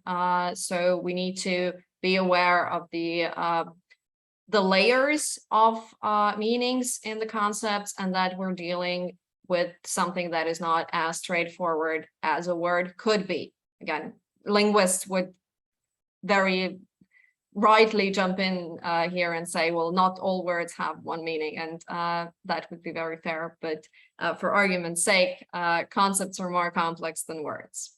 And what is also important is that the multi-layer structure is temporal. So we have concepts changing throughout time. And as I will talk about, we have the same word, but we have different layers of meanings throughout the history of that concept. So at one point it could mean this, and at another point it could mean that. And the reason I'm looking at concepts, even though I'm doing not strictly historical, but more social research, is that concepts can be factors of social change as well as markers of social change. So just bear that in mind when you hear me use the word concept. And I feel that discourse is also one of those words that needs to have a definition before we go on and use it plainly, because there are so many ways to use this word. So when I say discourse, I mean a linguistic set of a higher order than the sentence, which is realized in a text. And again, as concepts are markers of social change and factors of social change, so discourse is socially constructed, and it basically, the way we talk impacts the way we live and the way we act, and vice versa. The way we understand things also impacts what words we use to refer to those things. And so where do these things meet is that discourses, especially discourses in institutions and discourses in the scientific domain, are organized around concepts. So the concept I'm looking at is internationalization, and just very briefly, I'll run through the research corpus so you know what kind of data I'm using. So I'm looking at documents from two universities. So one university is in Lithuania and another university is in Estonia. And I'm looking at all the documents where they refer to internationalization on any kind of strategic development that would refer to internationalization. Since for me, internationalization is something that I have been living with for 4 years, I've just realized that I have not defined it for you. And I'm terribly sorry about that. It really slipped my mind. So when I talk about internationalization of higher education, it is the conscious process of a university or any sort of educational institution to bring the international dimension into their studies. And there's a whole lot of research about what kind of internationalization we could be talking about. But in a very broad understanding, it is a process that refers to introducing an international dimension. If you'd like me to expand on that, we can do that after the presentation. So going back to the research corpus, sorry for this little segue back into internationalization. So I was looking at the documents ever since they happened. And one of the reasons for that is that while a lot of university sort of institutional documents and institutional texts are in the national languages, internationalization documents are either bilingual or English. So it's a good basis for comparison analysis when you don't have to bring translation into the whole thing. So as you can see, one of the universities is much more into internationalization and started way earlier. And so you can see that the documents have been changing slightly, and we have different kinds of documents, but they all refer to internationalization and how internationalization is perceived in that particular university. So the reason I'm talking about national identity today is not because I set out to find something about it, actually. This is something that happened to me last year when I was looking at the semantic field. So that is all the other concepts that are incorporated in the concept of internationalization. And one of the things that emerged from the data was the concept of local development, which was closely connected with the concept of national identity. These are not things that you would generally expect to be in internationalization discourse, because it, by definition, really talks about the things that are of an international nature being included. So now when I went deeper into this and tried to have a look at what do we mean and what happens there in the concept of local development, I've noticed several things. So on one hand, local development was construed via the notions of responsibility to the state and society, so the sort of called third mission of the university. It was also related to the notion of national economy, and that makes sense because, well, due to increasing marketization of universities and the university market in general, so to speak. But I think what's more interesting to the group of people here is the national identity, and as mentioned by Zane and most, I guess, of us speaking before, national language was also very much important to the construction of that national identity. And so the metaphors and the notions of preservation of national language and the survival of national language and national identity were also present in this concept of local development when it was used in the context of internationalization. So it is by no means a very prominent thing. So I do not want you to think that this is something that, all internationalization discourse in Lithuania and Estonia is about local development. So that is not the case. But what I'm showing you here, the frequency is important because it shows a sort of development. So we can see a certain trend. I would say a trend upwards on both universities, even though the trajectories are quite different. So the recent history, the very recent history, probably the past 5 to 7 years, is where we are noticing the biggest upwards trajectory of, the sort of national identity becomes a bigger player in internationalization discourse than beforehand, though by no means a very big one. So I've effectively run through all of this that I had written down on this slide, so I'll just move forward. And so another piece of data that I wanted to have a look at to maybe try and grasp why does that shift happen? Because the documents very rarely explicitly state for why something changed. If even if we look at the same university and two strategies for two different periods, you can see that something has changed.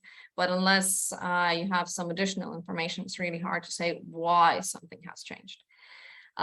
So I looked at news items in English in the official websites of the universities.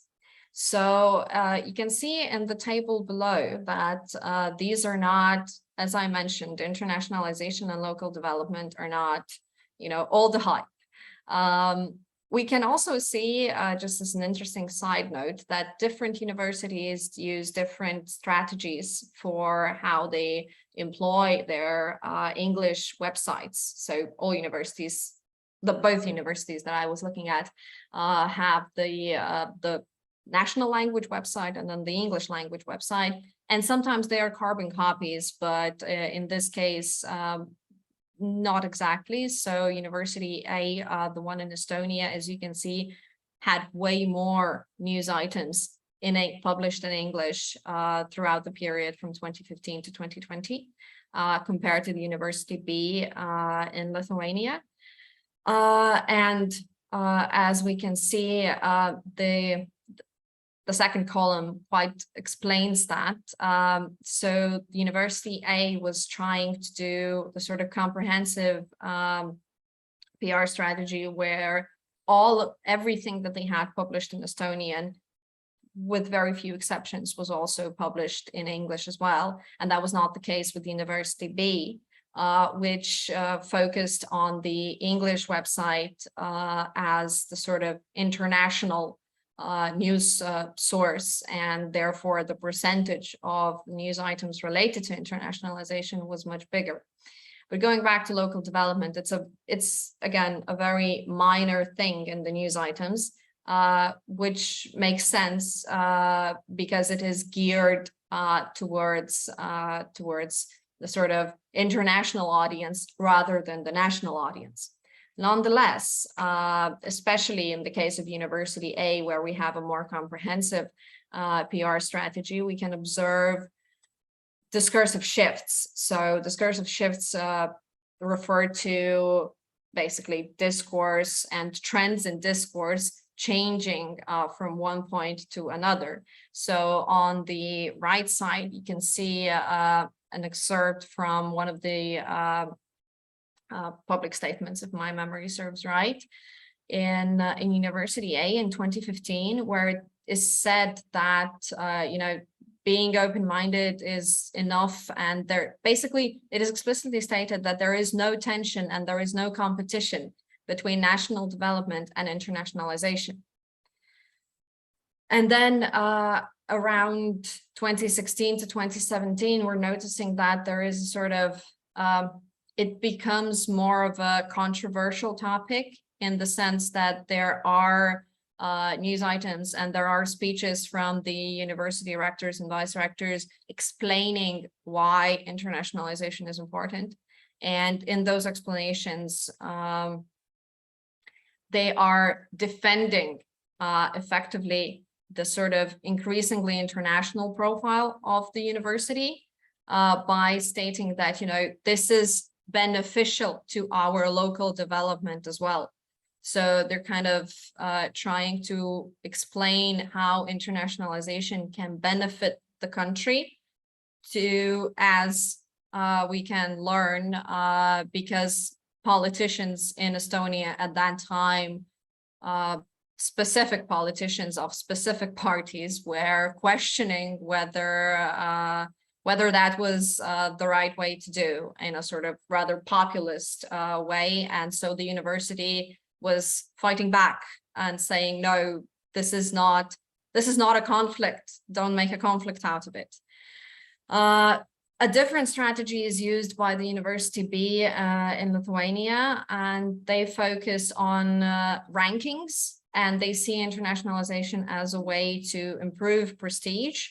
And by that, they also kind of inadvertently explain why they need internationalization. So there's still an explanation there happening that, look, this is good for Lithuania because we are prestigious internationally and we are a university in Lithuania, ergo this is good for Lithuania. So that is something that would go without saying or would not be very prominent in a different context.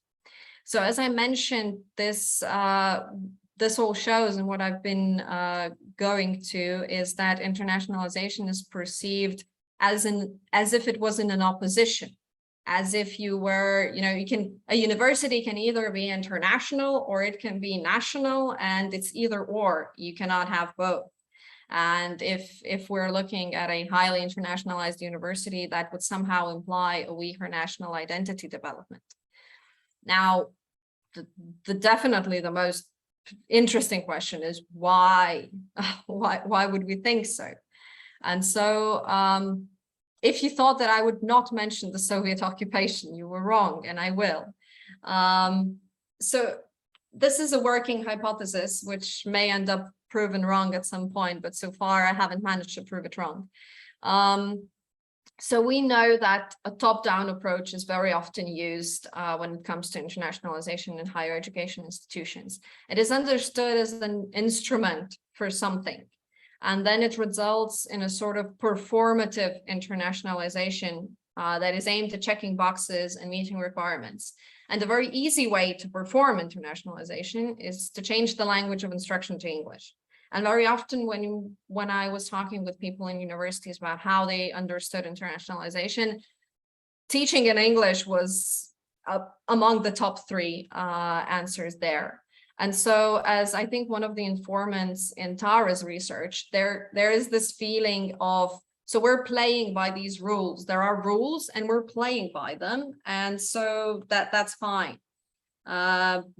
Some internationalization scholars have used the notion of symbolic compliance to refer to how people in Central and Eastern Europe deal with internationalization, as well as other pan-European processes in higher education. What is even more interesting is that during the Soviet occupation, the word internationalization, or internationalizatsiya in Russian, was used to refer to policies that favored Russia and the Russian language. And so this resulted in a hierarchy where both Lithuanian and Estonian were placed below Russian in terms of languages, but also in terms of access to opportunities. And these parallels and their implications are not explicitly discussed in universities. So we are dealing with a concept that is way more multi-layered and way more complex than we actually address. And this results in universities employing different strategies to sort of explain away an issue that we haven't even named yet. And apologies for my cat in front of the camera, but this is all. We are both done with the presentation, me and the cat. Thank you for your attention. Great, thank you so much, Monika. And we have, if anyone has a quick question, we have some time. I have a question if possible. Thank you for the presentation. I have to ask, this might not be an issue pertaining only to the Baltic, but it has fascinated me. When it comes to teaching in English, it seems that universities around Europe tend to develop English teaching programs more towards the sciences and economics and business and areas like that. And the humanities seem to be still grounded in whatever national language is spoken in the country. How has that been addressed in the Baltic? Do you think that plays a role in the discourse of what should be internationalized and what should be kept national? It's a very good observation, and I think it plays its part, definitely. It's not specific to any particular region.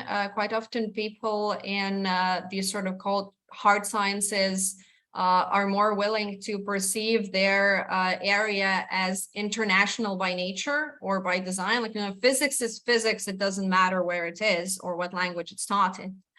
But so the social sciences and humanities are more contextual in a way. And so it's when people think of internationalization as merely changing the language of instruction, it feels to them as if, why would we teach Lithuanian history in English? Like, Lithuanian history would still be inaccessible to you if you couldn't understand Lithuanian. So there's this sort of reluctance to go that way, but also you have to look to what the reasons for internationalization. And if we look at how universities think why they need it, is in certain regions, and Central and Eastern Europe is no exception, is because you can attract international students who pay fees and sometimes pay higher fees than local students. And so then it's sort of the market dictates what you're willing to offer. And the sort of economics and politics are always those programs that are quite popular. And the same applies with to physics and so on and so forth. So there are multiple layers of reasoning working there. I absolutely agree. Thank you. All right, thank you very much. So now we can move on to our final speaker for the day, Zane Šime, So she's an affiliated researcher at the Norwegian University of Science and Technology and an academic assistant at the College of Europe in Bruges, Department of EU International Relations and Diplomacy Studies. Her previous work experience includes project implementation at the Secretariat of the Council of the Baltic Sea States and Latvian Civil Service. She focuses on EU science diplomacy. Among her research interests are the EU macro-regional governance and the EU-India educational diplomacy in the Asia-Europe meeting context. The title of her presentation today is Educational Diplomacy and Latvia, Broadening the Scope of Diplomatic Studies with a Focus on Asia. Thank you very much for that introduction. I'll proceed by attempting to share my screen. Let's see how it works. Did you see a PDF file, the first? Yes, we can see it. Okay, then I'll try to put up full scale. It should be full scale now. Okay, great. So based on the latest thinking on educational diplomacy and how it fits in a broader context of diplomacy studies, my research explores what international pathways of individuals could bring to Latvian diplomatic aspirations. I explore what are the potential educational diplomacy resources of Latvia. And to answer this research question, I tap into the often adopted core-periphery dichotomies witnessed in the literature, examining international talent flows, especially regarding the prevailing focus on Latvia as a source of human capital outflow. The multilateral framework of the Asia-Europe meeting, or ASEM, is brought into perspective to highlight how the international talent pool hosted by Latvia sets a favorable context for the overarching goals of ASEM to foster ties between Asia and Europe. This presentation coincides with the 6th edition of Erasmus Days, and I'm glad to add this contextual background because Erasmus beneficiaries form a noteworthy share of international students arriving in Latvia. But I should clarify that this presentation goes beyond such typical student exchange highlights as the Jugend architecture of Riga and local culinary treats. My presentation is structured as follows. I will start by briefly introducing educational diplomacy, then I will say a few words on ASEM.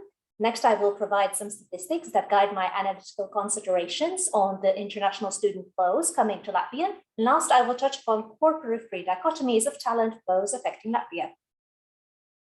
Educational diplomacy explores the role of students, teachers, and exchange programs in public diplomacy. Quoting Yusuf et al., educational diplomacy utilizes education as a means to accomplish foreign policy goals, such as the cultivation of goodwill and the shifting of perceptions of the host nation, to facilitate improved foreign relations with other countries. Educational diplomacy emanates from the study of international engagements of American higher education institutions. Universities and individual academics are distinguished as highly effective non-governmental public diplomacy agents. Besides the literature on the US-funded initiatives, I have reviewed educational diplomacy studies and thematically relevant research with an empirical focus on Australia, China, Russia, and South Korea, as well as regional examples of South Asia and the EU programs addressing the Eastern neighborhood. Due to the time limits of this presentation, I won't provide further details about this literature review. The history of ASEM, its founding fathers, and the logic of inception, as well as the development of certain domain-specific strands, is widely documented and addressed from diverse angles. I seek to shed light on the understudied dimensions that implicitly contribute to fostering ties and enhancing mutual familiarity across Europe and Asia. The internationalization guidance for Latvian higher education does not prioritize the ASEM education process. Nevertheless, the ASEM education process provides various opportunities for students and researchers of Latvian origin or Latvian institutional affiliation to be eligible for participation.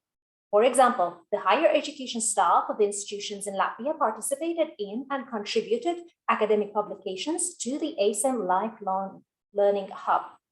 Since ASEM dual fellowships are not administered nationally by each ASEM participating country, I do not have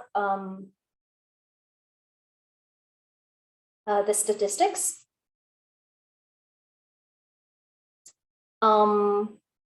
and overview of students enrolled in Latvian universities who have participated in past fellowships. But from my personal experience, I can add and confirm that the accessibility of other initiatives, such as the ASEM Summer School and its online edition in particular, tallies well with the pursuit of more balanced mobility of students, researchers, and academics between Asia and Europe. However, ASEM endorsed initiatives, or the Asia-Europe Foundation projects do not capture the complete picture of the interactions across Europe and Asia. Therefore, I look at the potential of educational diplomacy of Latvia towards Asia without restricting the focus solely to the ASEM explicit developments and ASEM tagged in-person and online mobility patterns. Latvia does not operate a wealth of resources that would correspond to the educational diplomacy study. Latvia does not fund major cultural or research institutes abroad. Information and study centers established in Chennai, India in 2014 and Colombo, Sri Lanka in 2016 are exceptional examples of university-led outposts aimed at facilitating access to information about higher education in Latvia. Embassies of Latvia host either introductory sessions to diverse audiences about the study opportunities in Latvia, or informative and networking occasions tailored to researchers in advanced and senior stages of their academic careers. International short-term schools for all cycles of higher education students are another form of introduction to the teaching and research offered in Latvia. Higher education Latvia regularly organize their own schools or host events anchored in supranational and transnational initiatives. Latvia offers study and research scholarships to students from more than 40 countries. Besides scholarships funded by Latvia, higher education and research facilitation programs sponsored by other countries, multilateral forums, or EU programs enable many foreign students and researchers to pursue a specific academic stage in Latvia. The growing number of international students enrolling in Latvian higher education institutions is the central element and the most promising area for study of the educational diplomacy potential of Latvia. It brings one more dynamic example to the existing literature on the shifting landscape of international student mobility and research encounters.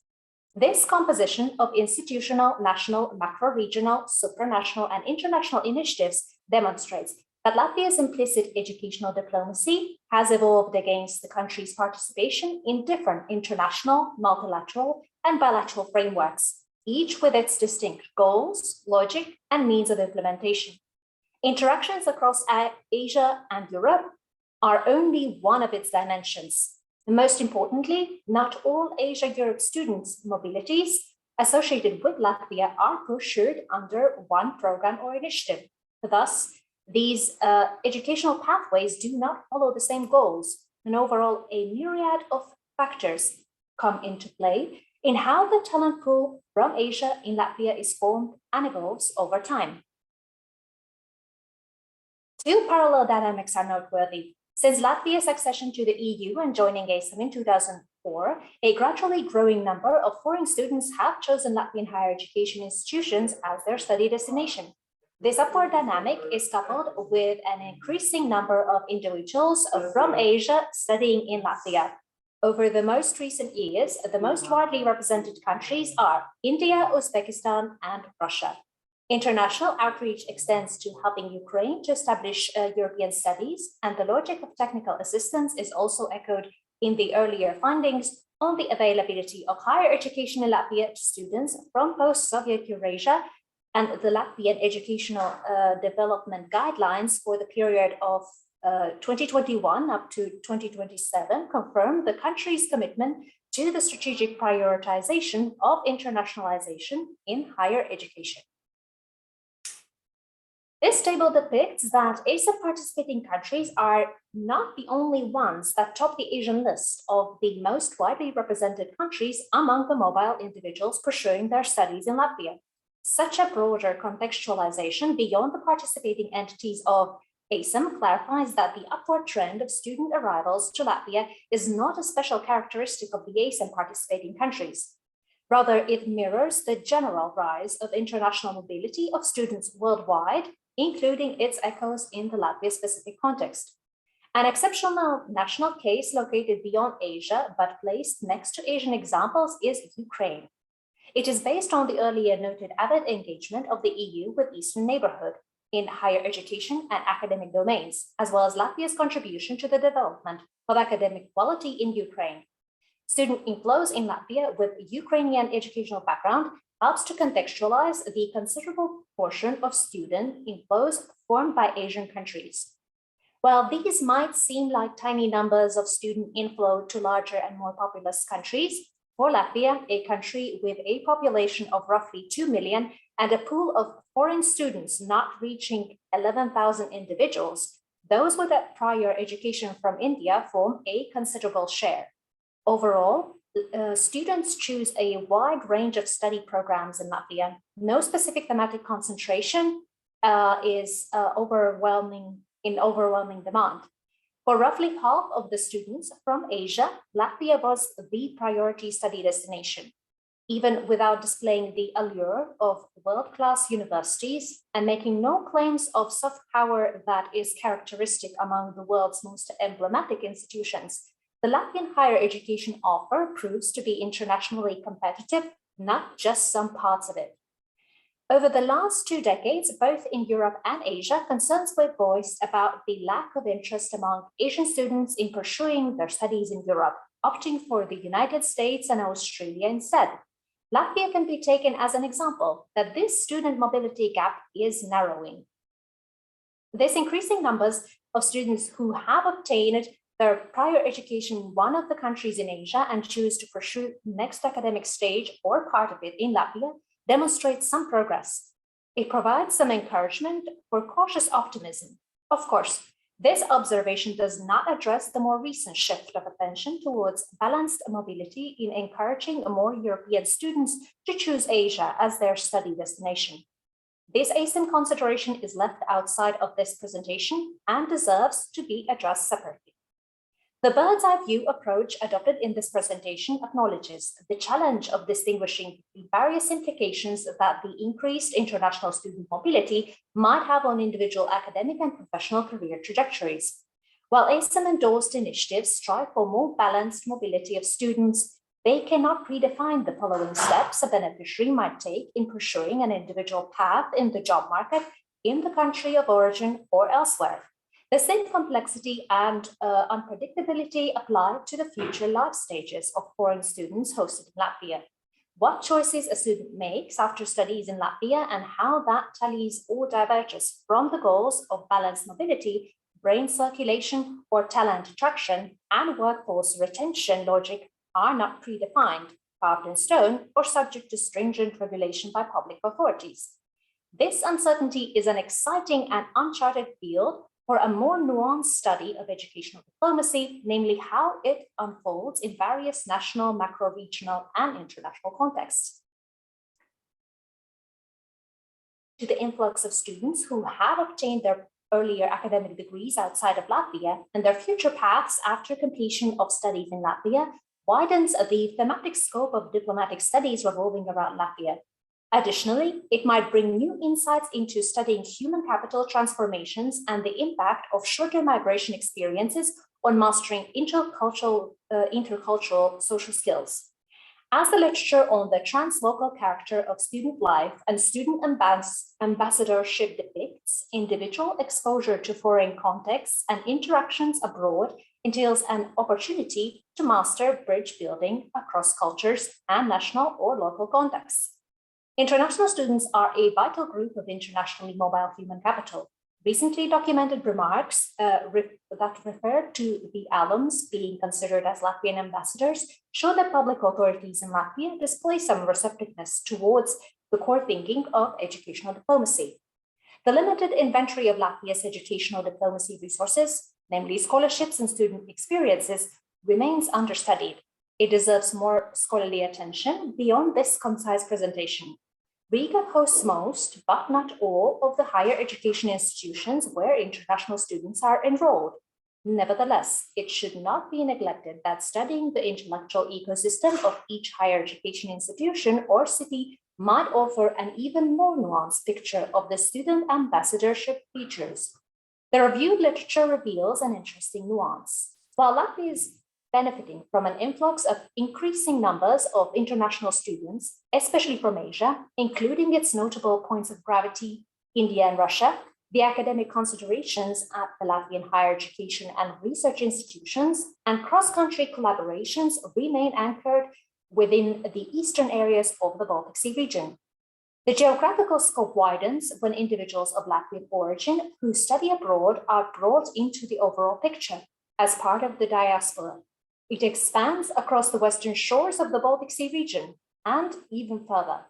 There is room for broadening the overall horizon, and this presentation is one of such attempts to explore other dimensions of how Latvia fits within the global shifts of higher education and research cores, peripheries, networks, and talent flows. Thank you for your attention. And here are some examples of my recent research on ASEM.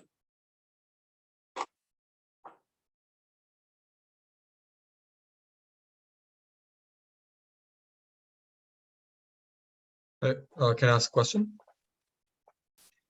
Yeah, so I'm curious. I assume that most of the programs attended by international students are taught in English. If that is the case, how many of these international students typically express an interest in learning Latvian or engaging with Latvian culture? Or would you say that it's more for them an opportunity for career development at a university, regardless of where it is located? I won't be able to answer this question because that is outside of the empirical data that I have familiarized myself so far. Thank you.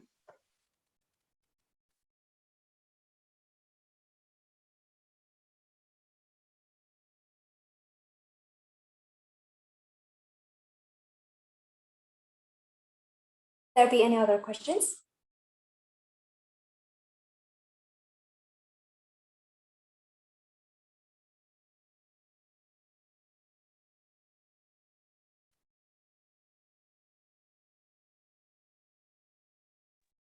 Great. Well, thank you very much for your presentation. If there are no other questions, we can open with our open discussion part of the forum. So each day we have one open discussion. Today's topic is archival research and collections. Tomorrow's topic will be publishing in Baltic studies.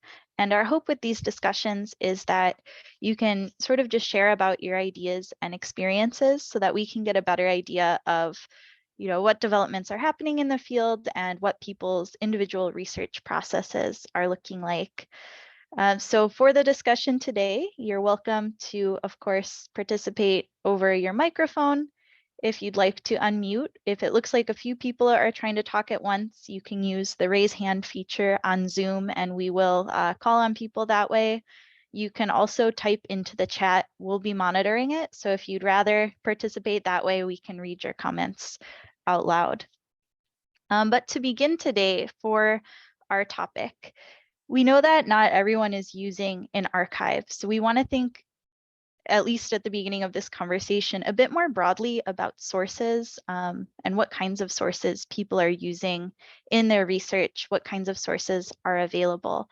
So I want to open the floor to everyone who's presented today and participated and ask, what kinds of sources have you found useful in your own research? And what kinds of sources are you maybe currently working with or hoping to work with?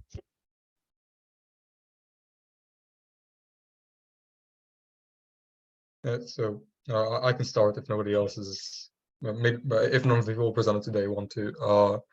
So I work mostly on the medieval era in the Baltic states. And I would say that archival work has been very challenging for numerous reasons.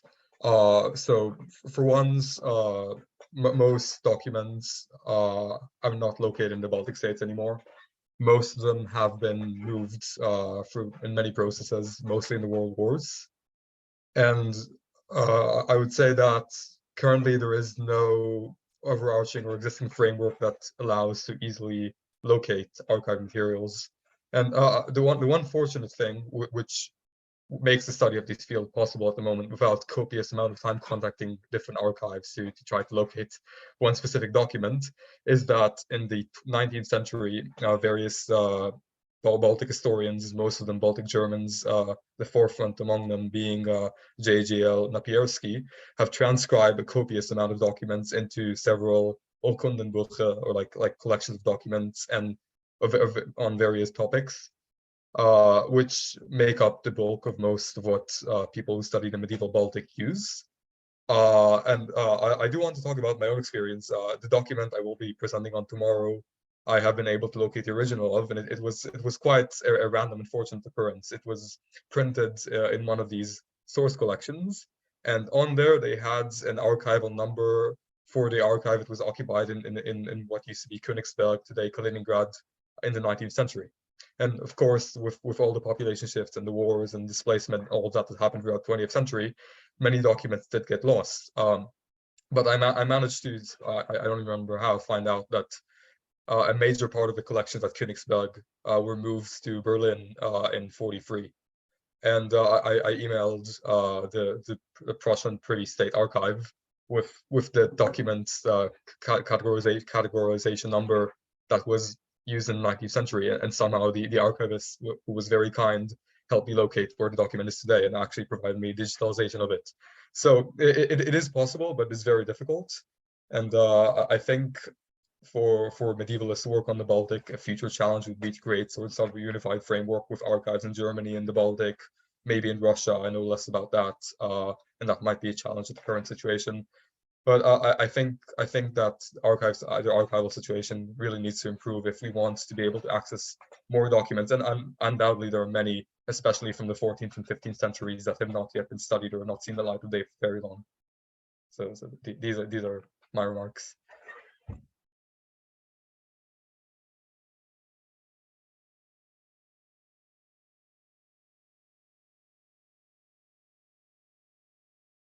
Okay, if you don't mind, I can also answer this question. This is an easier one than the first one.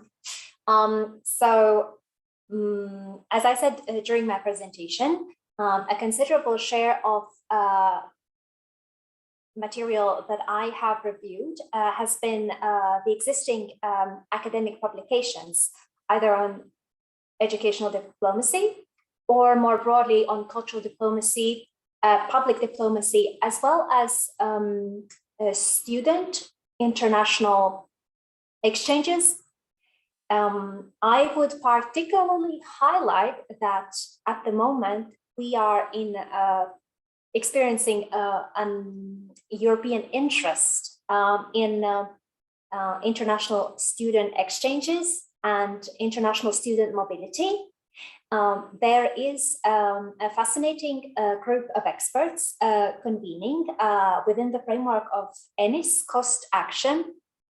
It's a European network that's full title, if I'm not mistaken, is European Network on International Student Mobility, Connecting Research and Practice.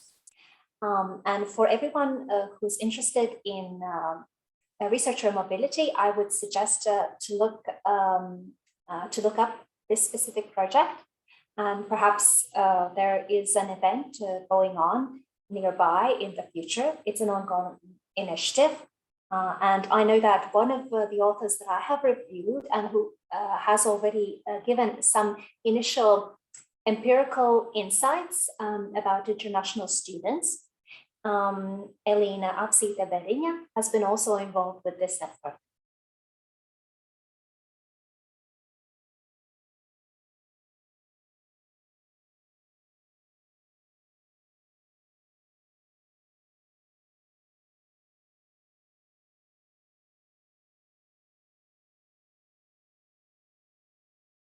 Has anyone else then, I guess, one question as far as sources go, has anyone else been working with either kind of open access data or statistics in their research? And how has that experience been?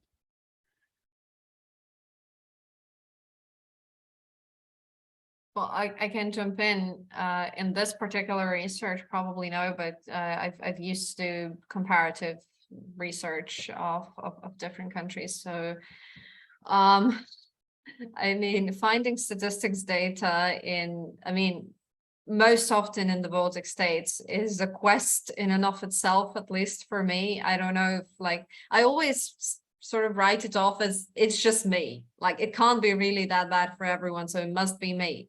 But sometimes, like if you can find the data that you need on a European source, say Eurobarometer, that's great. You're lucky. It's as unified as it can possibly be.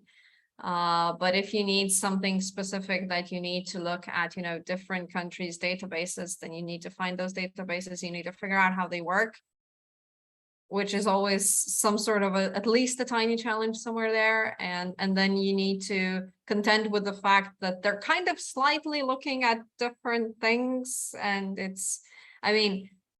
usually the biggest challenge for me is trying to work with different data sets in trying to answer the same question. So, unless you're comparing, that's probably not an issue. But if you happen to try and do some comparison, then it's a bit of the statistics department is not too research friendly, I find. My perspective on this is that statistical data is actually surprisingly well available among the medieval sources we have left. We have an incredible amount of transcribed resources, which include the scribal registries of the city of Riga between the 13th and the 15th centuries. And we have a few other income tracts and censuses, which I think make for great historical research. And that is one of the things which are the least challenging in using primary sources in the period, which is very, very, very good in my opinion.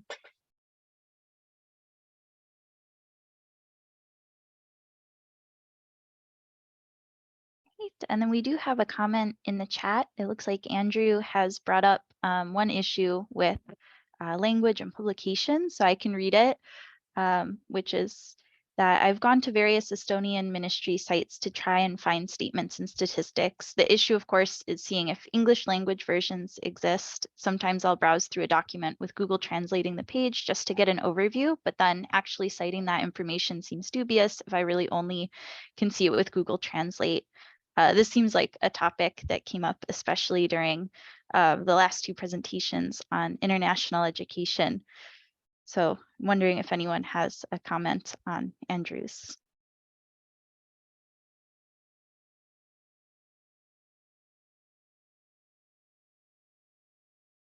I guess I can just quickly add that I wasn't aware so much about this issue before, just because I am a native Latvian speaker. So I review both databases and academic publications and other resources, both in Latvian and English and other languages. So I guess it's a matter, of course, if you're not a native speaker of one of the languages spoken in the Baltic states, then it is much more obvious as an issue.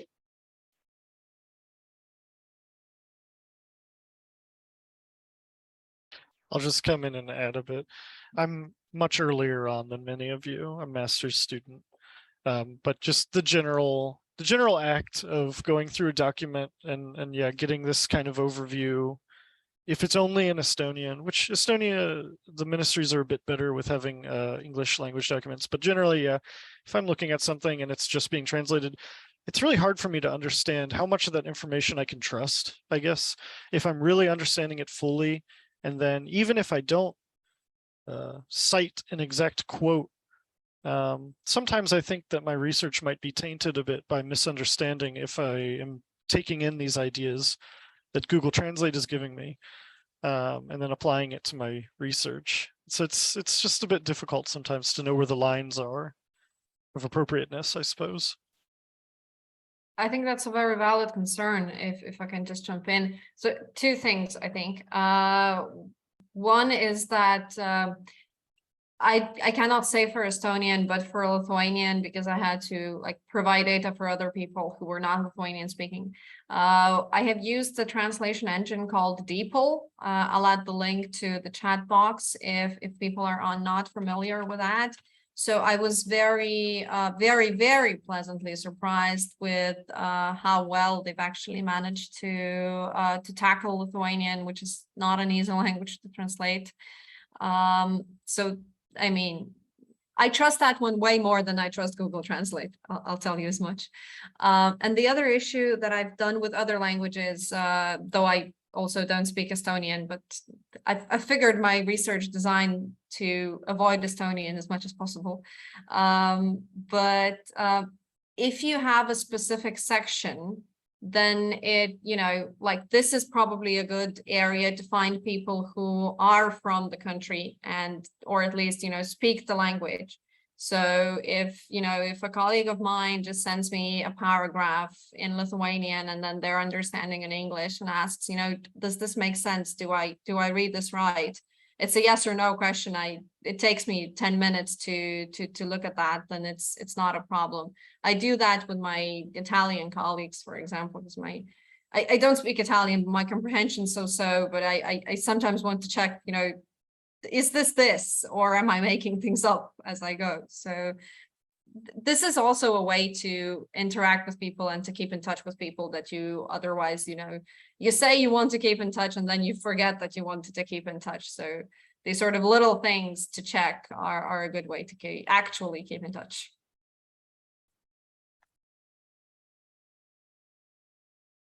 Thank you.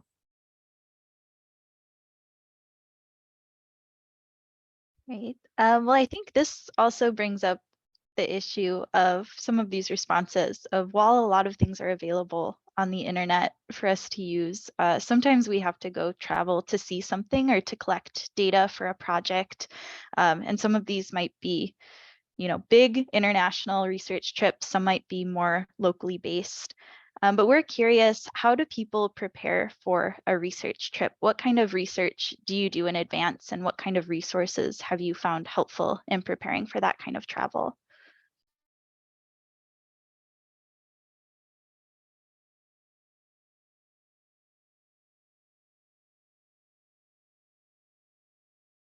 I can share some things that are not my personal experience, because most of my research in the past few years was during the COVID pandemic. So, I mean, I wanted to go places, really. That was the plan. Didn't really work out. But I have a few good colleagues that are working with historical archives. And so especially with the archives in Lithuania, for example, it's very, very important to make sure that you will have access, like beforehand. And not only physical access, but if you want to make copies, it's really advisable in advance to make sure that you can get those copies in that form that you wanted to get. Like, can you get them scanned in a USB drive? Can you only get physical copies? So like to figure out the very, like, do not make assumptions that archives are the same, because they're not. This also applies very much to sort of German and French archives, which every single archive has their own policy on what kind of, if you can get it uploaded to a USB, or do you have to bring a CD, which doesn't really come to our minds as a thing that exists, but there's anecdotes of archives just preferring one specific mode of technology and that sort of thing. So the advice that I've been given was to think very practically of how you are going to get your data and how you're going to get access to your data. And if there is an electronic database, then to make sure that you know what period or what specific document you are looking for. And if, for example, in Lithuania, there are several archives, so you need to make sure that you're going to the right archive because they're storing different types of data for different types of periods.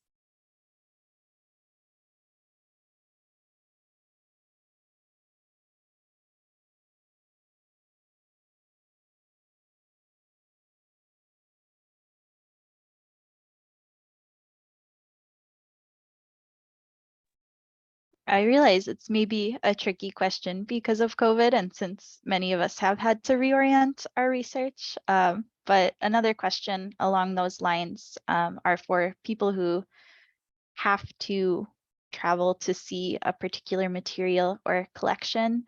Do you feel like there was a way that you could prepare and know ahead of time, for example, what you wanted to look at? Was your experience that you kind of didn't know until you were there? I think people would be curious to hear about that as well. To what degree could you prepare, and what do you maybe wish you could have prepared before going somewhere?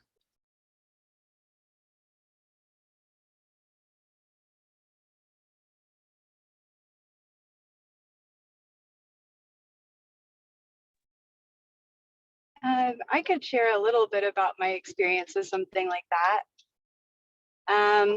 So I also was impacted by COVID with my dissertation samples, and my colleagues at Vilnius University graciously shipped them to me so that I could do my work. But the one remaining thing was trying to figure out where the archaeological site we were using is actually located.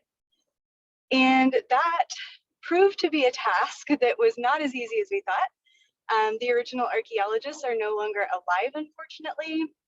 And I thought that we had all the information we needed prior to leaving, you know, including things like bringing a GPS device and making sure that we had extra batteries if we needed them, and transporting all of this. And this was good in one sense. We were able to collect GPS data, but then actually going through the archives of archaeological reports, we found that the site location recorded there was actually not where we were surveying. And it doesn't really line up with a lot of the measurements that are given in the report either. So it's now become kind of the big question of where did this actually occur, and where were the actual excavations taking place. So I know that it was really helpful to prepare a lot beforehand, but at the same time, there was kind of only so far you could go before you had to be on the ground to really see where the problems were going to arise.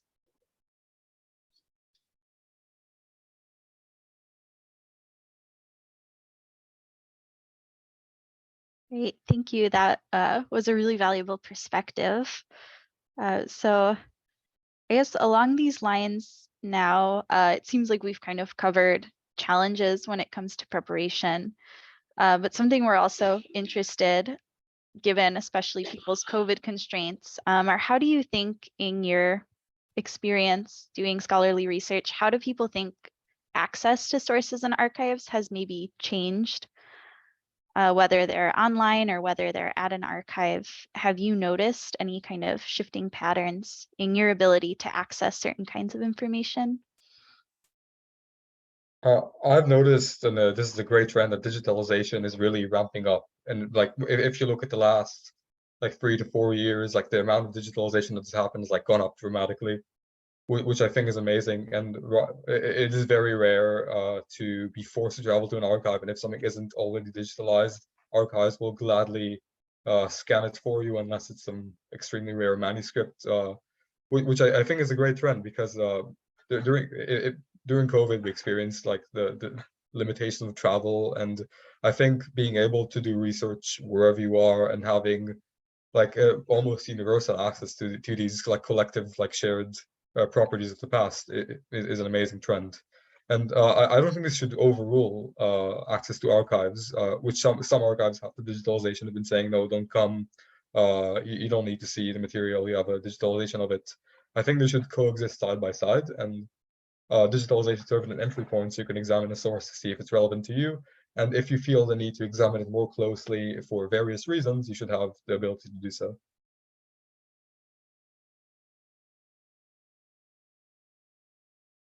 I've actually wanted to add, this is not specifically COVID related, but I've just remembered this might be interesting for some people who work with archives. So after the Russian war in Ukraine started, basically our archiving activists, I think I should call those people, have started developing a very large scale archive of everything that is in Ukraine effectively, and that also includes, you know, traditional archives, but also museums and so on and so forth. So it's a huge thing. I'll just link it down in the chat box, and it has a lot of things that, you know, in the Baltic states, we don't have these things digitized. And well, because of a crisis, this is again a crisis response. This is the biggest crisis that can happen. So there was an initiative that digitized a lot of data that might be interesting to people here.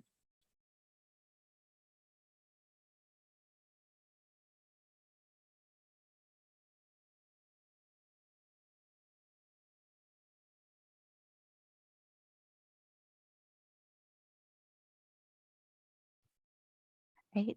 Well, thank you for sharing those resources. We definitely agree, you know, digitalization is really exciting to see that ramping up, as well as union catalogs working well and existing for libraries and archives throughout the Baltic states.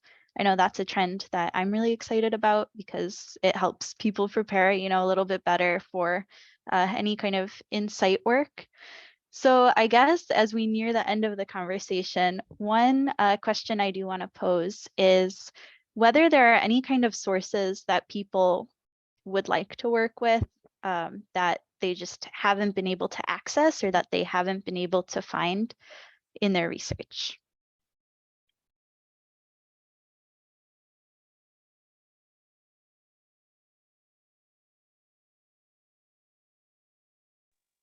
I have a very specific one. And when I say very specific, I mean hyper specific. So I don't know if anyone would happen to know where to access something like this, or frankly, even if it exists. But I've been looking for archaeological sources of raw materials like iron, bronze, and tin, particularly within the Scandinavian and Baltic regions.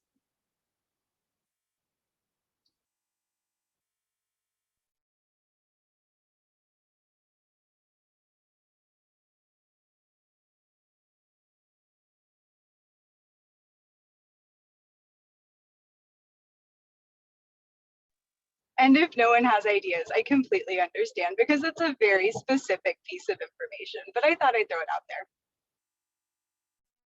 That I will probably be, you know, telling things that you know already, but what I would do in this situation is try to go through, you know, archaeologists working in the area and, you know, literally asking people, do you know of a thing? Because I understand the question, I would assume something like that should exist. But, you know, since my knowledge of archaeology is that it's something that gets out of the ground and into a museum, I'm definitely the wrong person to advise where to find it. But I would go and ask people, basically. Yeah, thank you. I've definitely been doing that. It's kind of a weird scenario. Basically, like you would think that would exist. That seems like something that would be really helpful for a lot of people. But it's actually a lot of like geologic work and modern sources that are like profitable mines instead of places that people in the past might have gone to get these materials. So that's why it's kind of a strange situation, but I'll absolutely ask around, and thank you so much for the insight there. No problem. And it looks like Joe has a hand raised. Yeah, I think just wanted to add, Alexander, I think that's a fantastic question. One area where we sometimes get very lucky is, not lucky, but it's just the work that goes into it, you know, Academy of Sciences sometimes, but also museums also produce one of these union catalogs with not only catalogs of materials from archaeological excavations, but also they provide some bibliographic references, secondary literature and stuff. Of course, it's uneven. I completely agree, but just checking in with the Academy of Sciences or directly with the museums might be an additional step. Yeah, thank you so much. I hadn't actually thought of museums, so I will be sure to check that out. Thank you.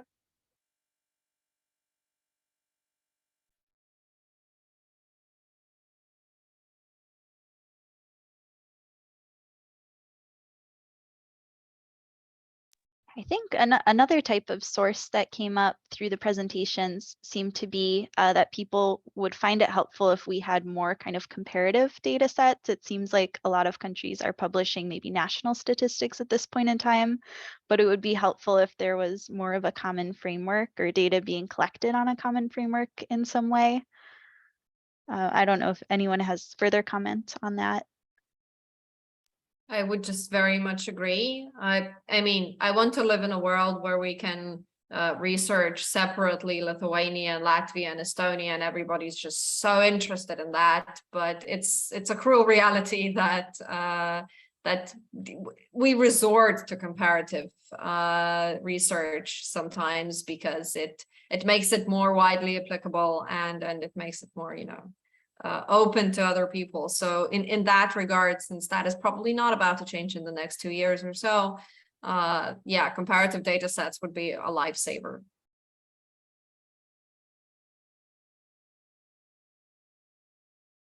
Great. We have about 2 minutes left to our discussion. So just to end on maybe a positive note, does anyone have maybe any kind of advice or success story about something that worked well when it came to field research or archival research? Any kind of advice that they would want to share with the group about how they prepared or how that they made that a successful research process?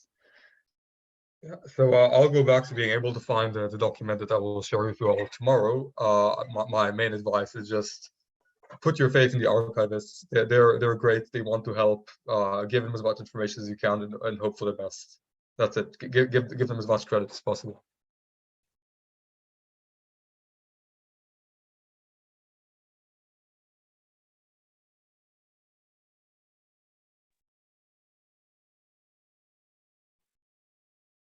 All right. Well, thank you very much to everyone who participated in this discussion. We hope that you found it useful and helpful, and we hope that you'll also come and participate in our conversation tomorrow about publishing in Baltic studies.